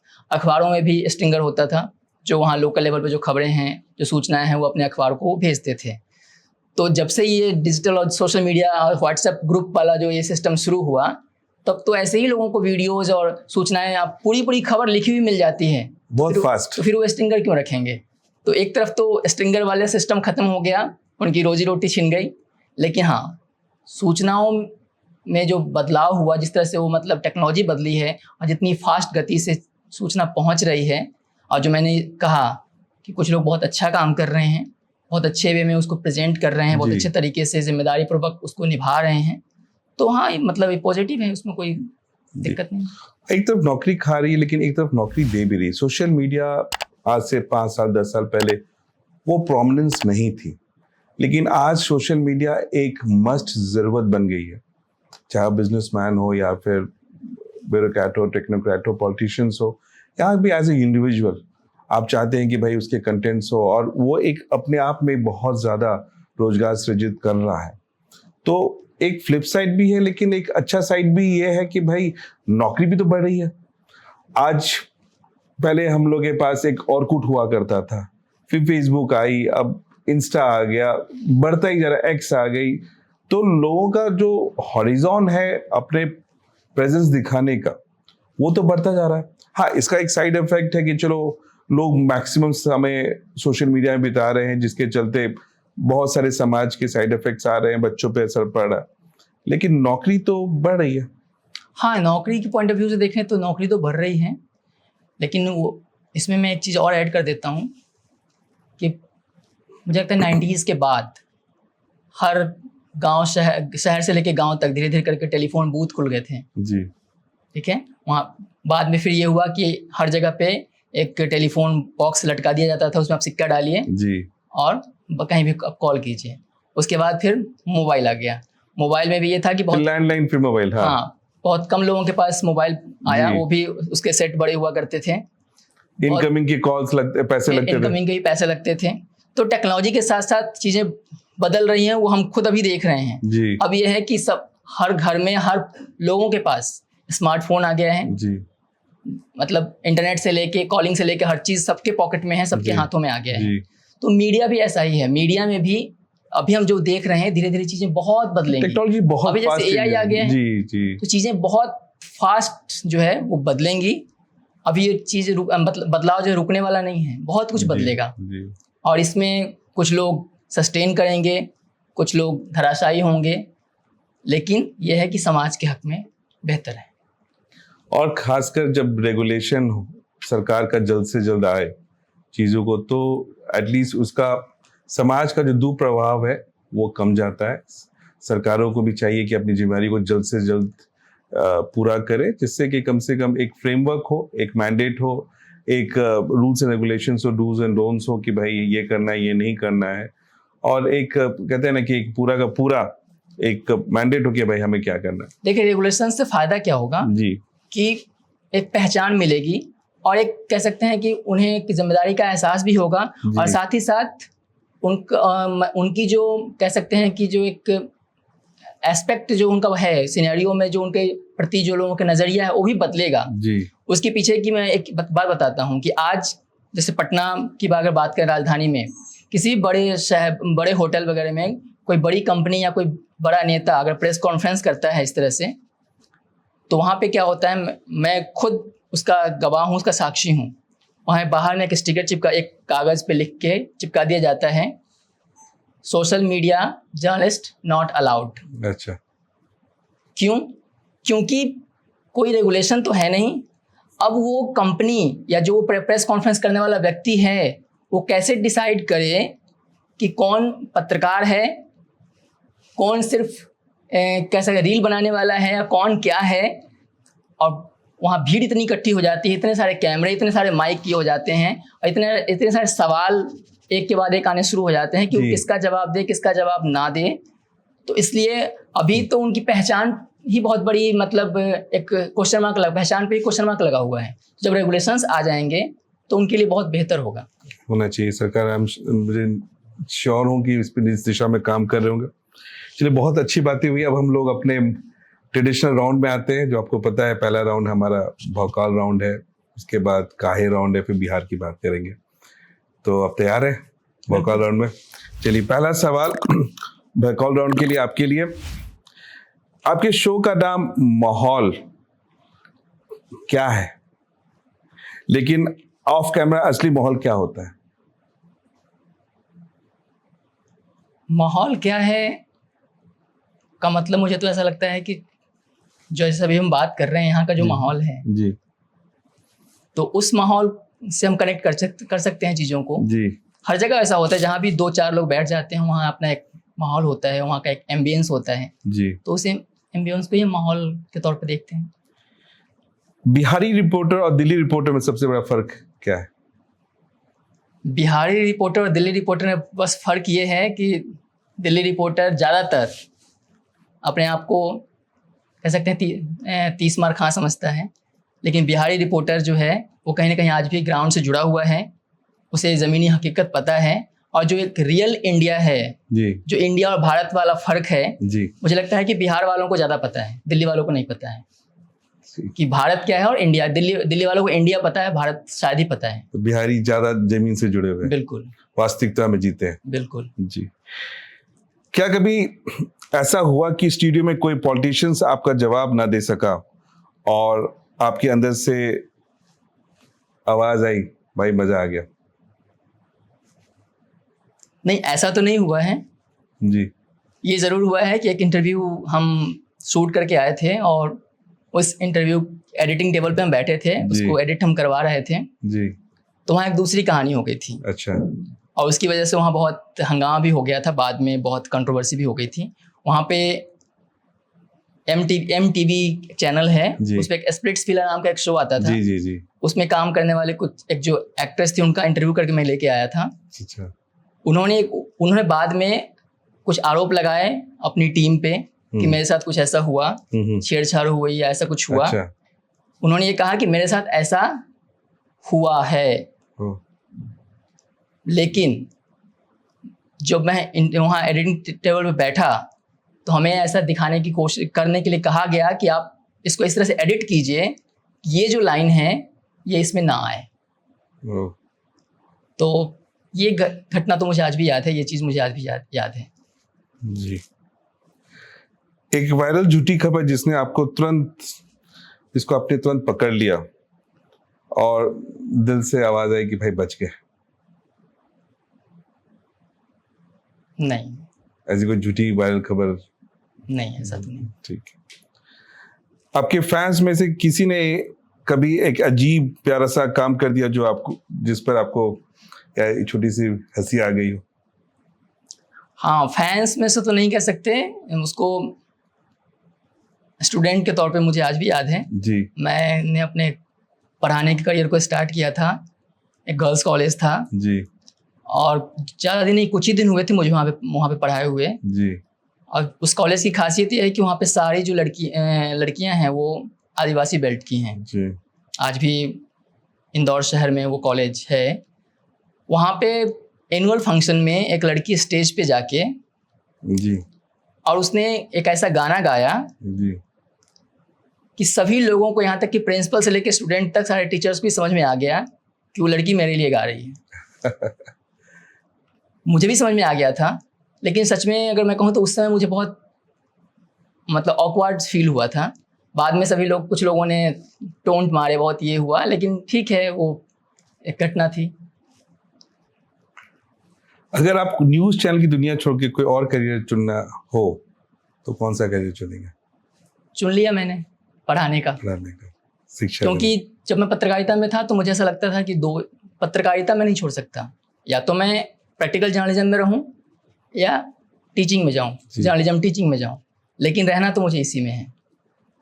लेकिन शायद वो 24/7 वाली जो जॉब है जी, उसमें मैं अपने आप को परफेक्ट मतलब ये नहीं देख पा रहा था, तो फिर मैंने धीरे धीरे करके PhD की, फिर मैंने स्विच किया। जी। टीवी पे आप बहुत गंभीर दिखते हैं, लेकिन घर पे भी मैं गंभीर हूँ। घर पे भी गंभीर है। घर पे भी गंभीर हूँ। जी, बहुत अच्छे से आपने जवाब दिया वॉकॉल राउंड का। चलिए हम लोग आते हैं काहे राउंड, जो थोड़ा सा टफ राउंड होता है। ये अनुमान लगाया गया है कि सोशल मीडिया पर प्रसारित होने वाले 60% खबरें अविश्वसनीय या गलत होती है। लोग अब भी इसी सूचना की प्राथमिक स्रोत मानते हैं। काहे? 60% को तो मैं नहीं मानता जी, ये चीज़ें 60% नहीं हो सकती, ये और कम हो सकती हैं। 60% ऐसा नहीं कि सब कुछ फेक ही होता है या सब कुछ गलत ही होता है। जी, हाँ, उसको 70-30 हम कह सकते हैं। चलिए फिगर्स पर तो हम ज़्यादा कॉन्टेस्ट नहीं करना चाहते, लेकिन हाँ खबरें तो आती हैं, सूचना तो आ जाती है और सही आती है, सब कुछ गलत नहीं होता। लेकिन लोग इसको फिर भी क्यों ब्लाइंडली फॉलो करते हैं? ब्लाइंडली इसलिए फॉलो करते हैं कि लोगों के पास वो तुरंत पहुंचती है, लोग उसका जो सोर्स है वो वेरीफाई नहीं करते। कई बार उन्हें लगता है कि मतलब जब वो उस चीज़ को एक्सेप्ट कर लेते हैं, फिर जाके वो कई बार वो खबर गलत भी हो जाती है, और समय का भी अभाव है कि वो उस चीज़ को वैलिडेट नहीं कर पाते। थोड़ा सा उस पर विश्वसनीयता का सवाल तो है, ये तो है, लेकिन चूंकि जितनी तेज गति से लोगों के पास वो पहुंचती है वो बहुत इम्पैक्ट डालता है, इस वजह से लोग उस पर भरोसा करते हैं। शायद कंटेंट भी इतना स्ट्रांगली लिखा रहता है आजकल कि लोग को पता नहीं चल पाता कि भाई ये बहुत बड़ा फेक भी हो सकता है। हाँ, क्योंकि बहुत से लोग आज भी ऐसे हैं जो डिजिटल मीडिया या सोशल मीडिया फ्रेंडली नहीं हैं। कैसे उस चीज़ को वेरीफाई करना है, या व्हाट्सएप पे ही कोई मैसेज अगर हमारे पास आ गई तो कैसे उसको वेरीफाई करना है, किसी ने अगर फॉरवर्ड किया तो कैसे वेरीफाई करना है, सभी लोग उससे मतलब अपने आप उसी का एक बहुत खराब रूप है डिजिटल अरेस्ट, जो हमारे प्रधानमंत्री जी उसका काफ़ी प्रचार करें कि लोगों को सजग होना है, सतर्क रहना है ऐसे चीज़ों से। और मैं अपने दर्शकों को भी बोलूँगा कि भाई किसी भी इंफॉर्मेशन को अगर आप देखते हैं पहले खुद से वेरीफाई कीजिए, उसको विश्वास करने के पहले नहीं समझ में आए तो पहले बार 4 लोगों से पूछे। बट प्लीज़ किसी भी ऐसे देखिए मीडिया एजुकेशन की जो हम बात कर रहे थे, तो मीडिया एजुकेशन सिर्फ ग्रेजुएशन या पीजी यूजी की डिग्री लेना नहीं है, मीडिया लिटरेसी की भी बात हो सकती है। करेक्ट। आज भी गांव में बहुत से ऐसे लोग हैं, या ज़्यादातर ऐसे लोग हैं जो मीडिया लिटरेट नहीं हैं।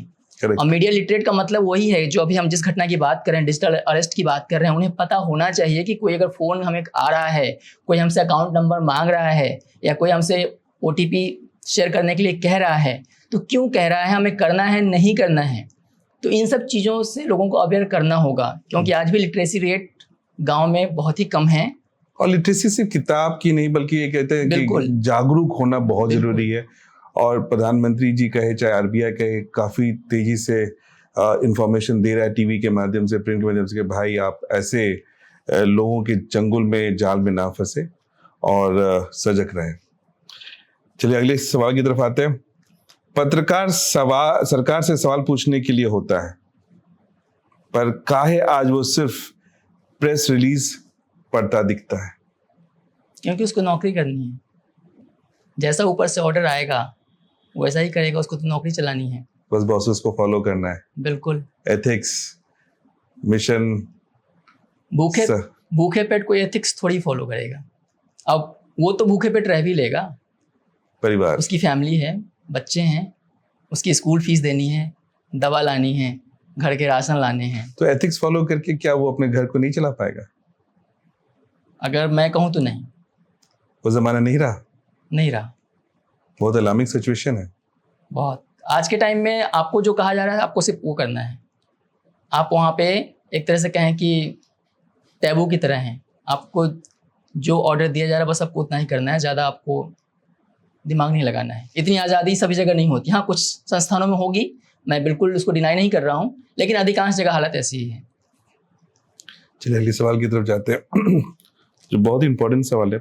राष्ट्रीय अपराध रिकॉर्ड ब्यूरो के आंकड़ों के अनुसार ग्रामीण क्षेत्रों में महिलाओं के खिलाफ अपराध लगातार बढ़ रहे हैं, वृद्धि हो रही है। मीडिया का ध्यान अक्सर शहरी अपराधों पर केंद्रित रहता है, काहे? जो भी हम बात कर रहे थे कि मीडिया को एक तरह से उसको व्यवसाय ही मान के चलें, वो मिशन नहीं, वो प्रोफेशन हो गया है, वो बिजनेस हो गया है। तो जहाँ उसको पैसा दिखेगा, जहाँ उसको अपना बिजनेस डेवलपमेंट दिखेगा, वहाँ की खबरों को ज़्यादा प्राथमिकता देगा। तो यही वजह है कि जो छोटे मीडिया हाउसेज हैं वो गांव की खबरों की, या गांव में भी बहुत से लोग हैं जो लोकल लेवल पे अखबार वगैरह छाप रहे हैं, चला रहे हैं, लेकिन उनके पास उतना इंफ्रास्ट्रक्चर नहीं है, इकनॉमी उतनी उनके पास नहीं है कि वो बहुत बड़े लेवल पे कुछ काम कर सकें। और जो कहते हैं कि बड़ी मछली छोटी मछली को निकल जाता है, तो आज हालत ऐसी ही है। थोड़ा लंबा सवाल है। क्या ये विडंबना है कि बिहार जो कभी ज्ञान और शिक्षा का केंद्र था, आज अपनी शिक्षा व्यवस्था में संघर्ष कर रहा है?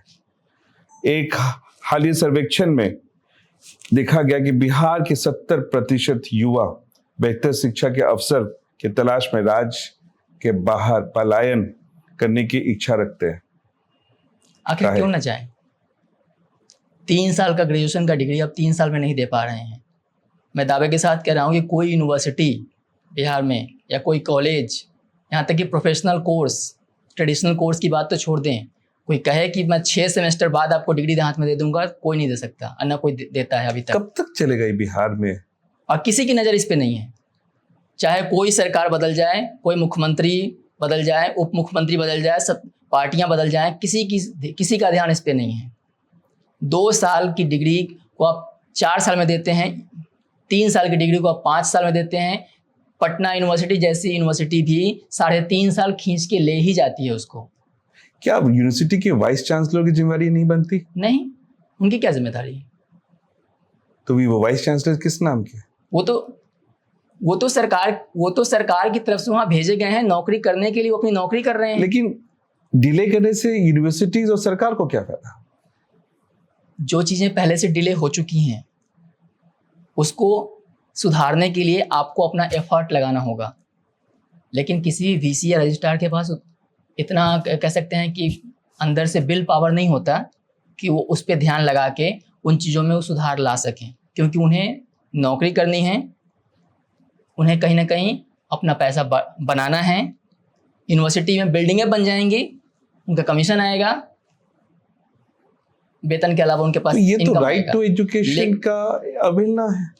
अगर हमने 3 साल की डिग्री लेने के लिए राइट टू एजुकेशन है तो हमें 3 साल में मिलनी चाहिए।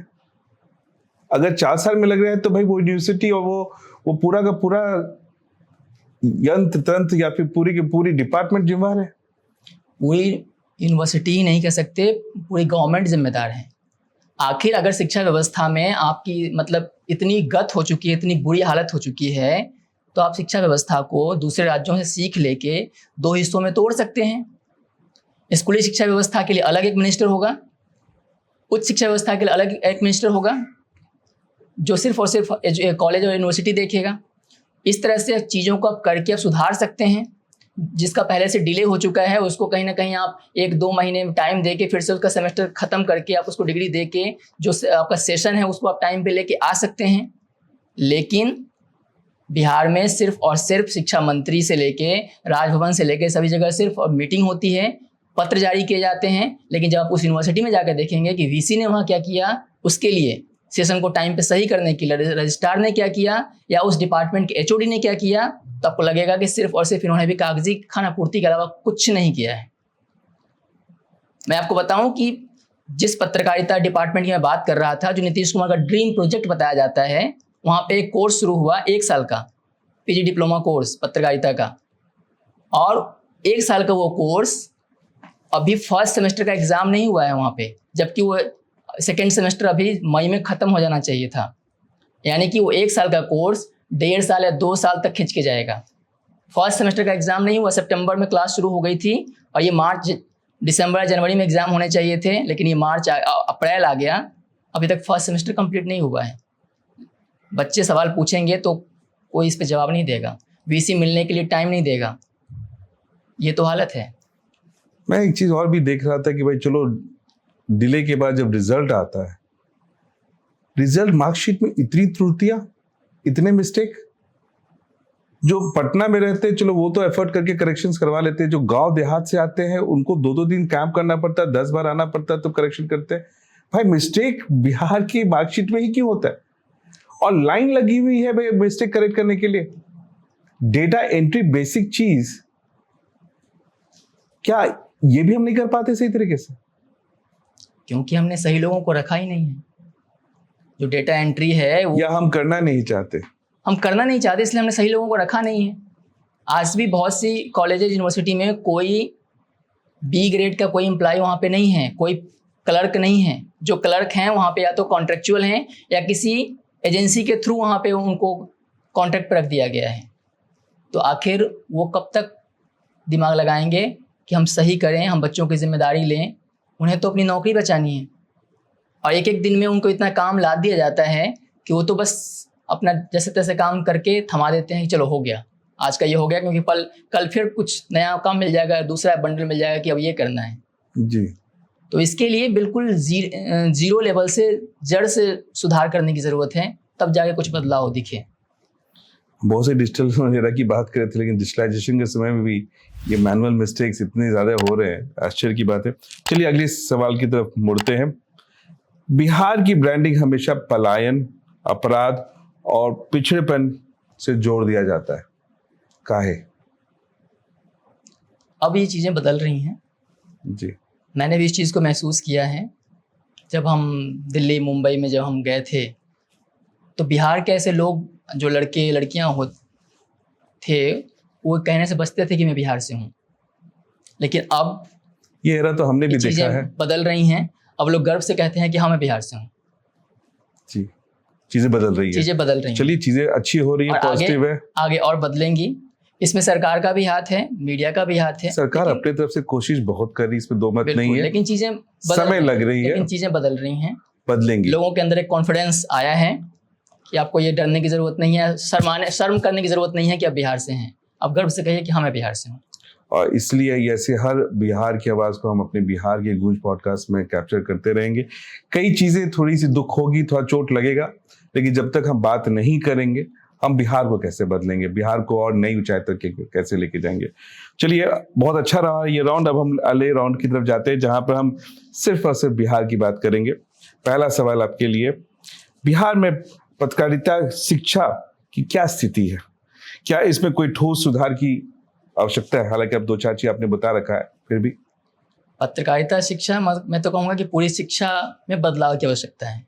तो नई शिक्षा नीति तो आ गई है, बिहार की किसी यूनिवर्सिटी में नई शिक्षा नीति पे काम हो रहा है क्या? अगर कोई यूनिवर्सिटी कह रही है, कोई कॉलेज अगर कह रहा है कि नई शिक्षा नीति को हमने अडॉप्ट कर लिया है, तो जरा उनसे मांगिए कि आपने क्या क्या इसमें क्या बदलाव किए हैं, सिलेबस से लेके बाकी ड्राफ्ट में क्या क्या बदलाव किए हैं। सिर्फ और सिर्फ वो कागज़ों में हो सकता है, ज़मीनी लेवल पर कुछ नहीं है। क्योंकि बिहार में अगर आप बदलाव करने के चाहेंगे, अगर आप सोचेंगे कि एनईपी को हम यहाँ लागू करें, तो आपको बिल्कुल, जो मैंने इससे पहले भी कहा, कि ज़ीरो से शुरू करना होगा। ना तो किसी के पास इतना इंफ्रास्ट्रक्चर है, ना फैकल्टी है, ना प्रैक्टिकल के लिए कोई व्यवस्था है, और ना इतने सारे शिक्षक रिक्रूटमेंट होती है, अभी भी इंफ्रास्ट्रक्चर की कमी है, लोगों की कमी है। नीतीश सरकार ने तो इतने लोगों को भर्ती किया है जो मैंने कभी अपने लाइफ में कभी नहीं सुना, अभी भी चल रहा है। देखिए, नीतीश सरकार ने भर्ती तो कर दिया। नीतीश सरकार ने किसको दे दिया? डिस्ट्रिक्ट में हर स्कूल में टीचर्स को भेज दिए गए। स्कूली शिक्षा की हम बात करें, अब वहाँ पे वो किसके अंडर में है? डिस्ट्रिक्ट एजुकेशन ऑफिसर, डीईओ के अंडर में है। हर डिस्ट्रिक्ट में जो डीईओ है वो कहीं ना कहीं पहले से अपनी जड़ें जमाए वहाँ बैठे हुए हैं, कहीं ना कहीं उनका पॉलिटिकल लिंक है, कनेक्शन है, तभी वहाँ पे वो बैठे हुए हैं। सालों से कुछ पे कार्रवाई हुई है, लेकिन मुझे लगता है कि वो काफ़ी नहीं है। ठीक है, कुछ लोगों के यहाँ से बहुत सारे पैसे, संपत्तियाँ मिली हैं, जब्त भी हुआ है, कुछ अरेस्ट भी हुए हैं, लेकिन वो एक दो से कुछ बदलने वाला नहीं है, क्योंकि मैं उन चीज़ों को बहुत ही करीब से देख रहा हूँ। शिक्षक स्कूल में जा रहे हैं, सरकार का ध्यान है कि सिर्फ टीचर टाइम पे आए, टाइम पे जाए, 5 घंटे की जगह 7 घंटे उसको हम स्कूल में बैठा के रखें। लेकिन डीओ जो है, जिसके अंडर वो टीचर काम कर रहा है, वो स्कूल वहाँ पे उस डिस्ट्रिक्ट में रन हो रहा है, उसके पास इतना टाइम का है कि इतनी दिली इच्छा नहीं है, अंदर से उस तरह ताकत नहीं है उनके पास कि वो स्कूल में जाएं और वेरीफाई करें कि किस क्लास में कितना सिलेबस पूरा हुआ, क्या पढ़ाया गया, टीचर ने क्या पढ़ाया, किस सब्जेक्ट के टीचर हैं, किस सब्जेक्ट के टीचर नहीं हैं।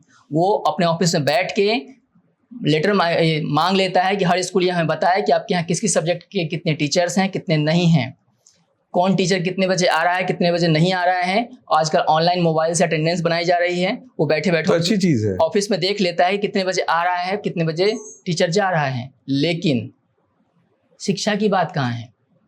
बच्चे के पास सिलेबस नहीं है, बच्चे का सिलेबस कंप्लीट नहीं हुआ है, इसकी चर्चा कोई नहीं कर रहा।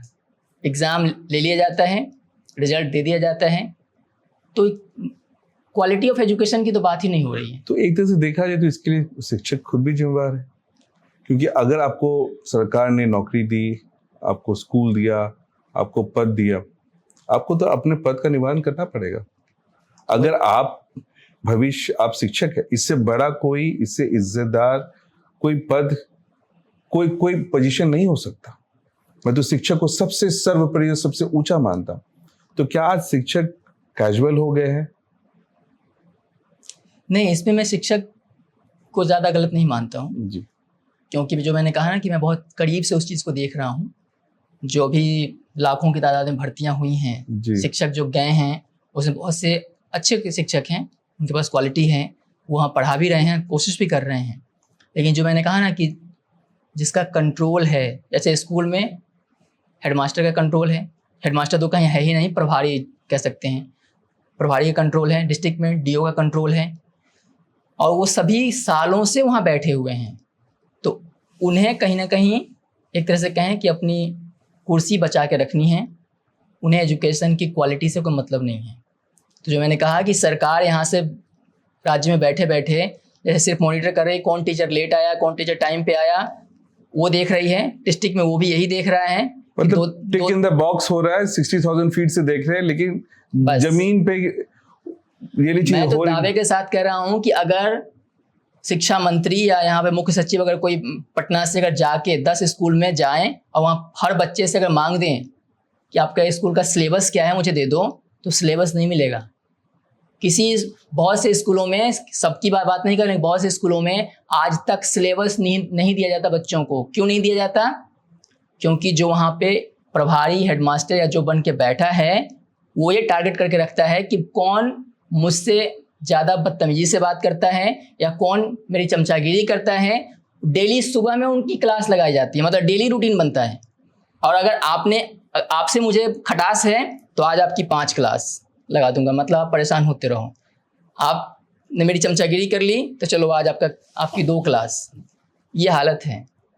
तो शिक्षक चाह के भी कुछ नहीं कर पा रहा है, और अधिकांश जगह ऐसी हालत है। तो जब तक आप चीज़ों को बिल्कुल, जो मैंने कहा ना कि सब हर चीज़ को बदलेंगे नहीं, शिक्षक अपने तरफ से पढ़ाना जो चाहते हैं, चीज बदलना चाह रहे हैं, जो लेकिन वहाँ स्कूल हो या फिर डिस्ट्रिक्ट हो या ब्लॉक हो, जो वहाँ एक मठाधीश बन के बैठा है, जब तक आप उन चीज़ों को बदलेंगे नहीं तब तक बदलाव दिखेगा नहीं। शिक्षक अपनी तरफ से प्रयासरत है, लेकिन एडमिनिस्ट्रेटिव बिल्कुल अच्छे जब इस गवर्नमेंट ने जॉब दिया है तो अच्छे प्राइवेट स्कूल्स की जो हम बात करते हैं, जिसके पीछे काफी पढ़े लिखे लोग आए हैं जो भागते हैं प्राइवेट स्कूल की तरफ, वहां से वो टीचर वहां स्कूल में गए हैं और वो टीचर ये कहते हैं कि हम तो करने के लिए तैयार हैं, हम पढ़ाने के लिए तैयार हैं। प्राइवेट स्कूल की भी स्थिति देखी जाए तो अब थोड़े धीरे धीरे खराब हो रही है। मैं देखता हूँ खुद पटना के स्कूलों में 365 दिन में कितने दिन स्कूल छुट्टियां रहती है। क्या कोई शिक्षा अधिकारी ये देख रहा है कि भाई आप छोटे छोटे बच्चों को इतने दिन छुट्टियां दे रहे हैं, माता पिता पूरा का पूरा फीस पे करते हैं, तो आप तो छोटे छोटे बच्चों को राइट टू एजुकेशन से वंचित कर रहे हैं।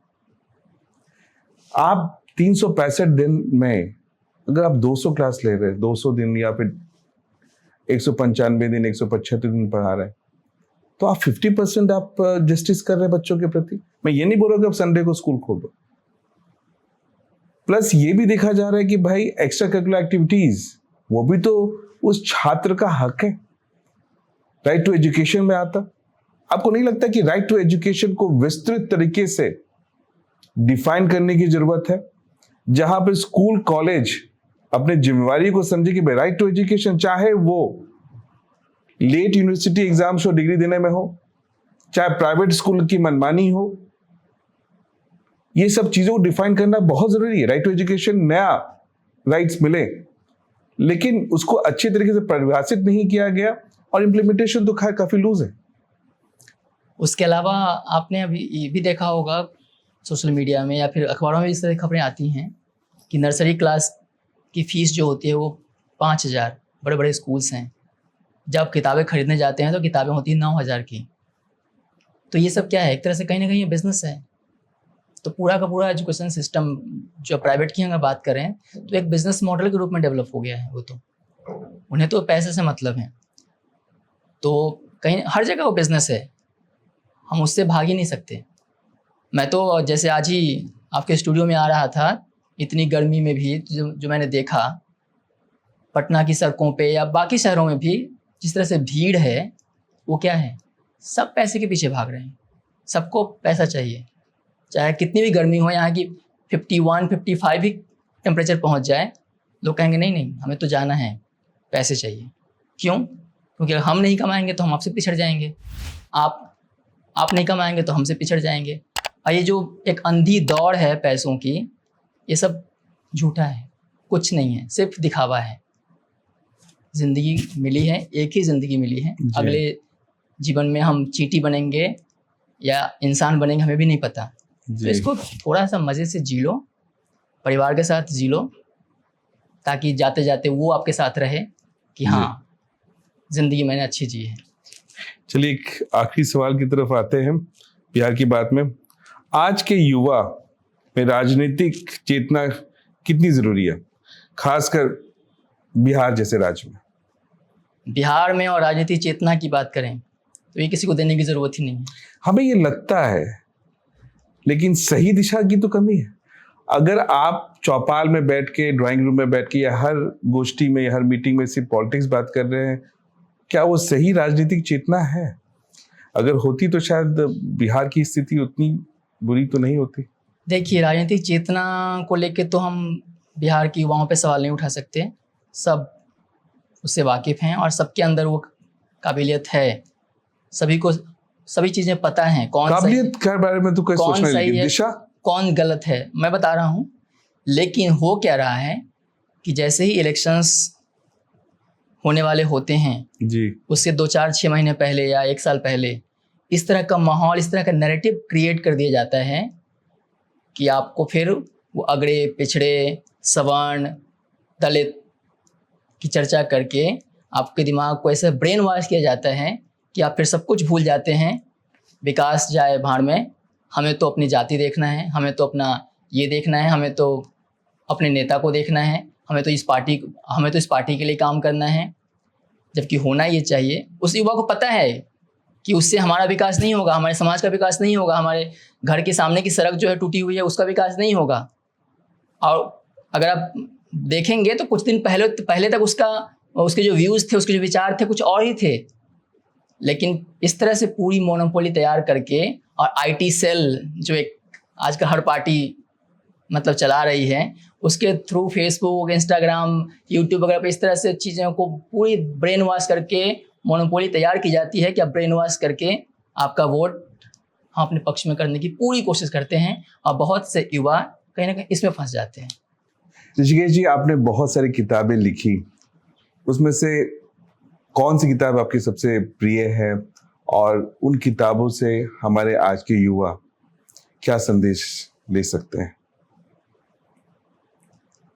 बहुत सारी किताबों में से मैं 2-3 किताबों का नाम यहाँ पे लेना चाहूँगा जी, जिसकी मैंने एक चर्चा पहले भी की थी कि बिहार शिकंजे में मीडिया जो है उसको विशेषकर जो पत्रकारिता के जो छात्र हैं उनको पढ़ना चाहिए कि एक गवर्नमेंट और एक मीडिया के बीच का कैसा एक अंतर संबंध होता है, कैसा द्वंद्व होता है जी, ये समझने के लिए उनको मतलब आसानी हो जाएगी।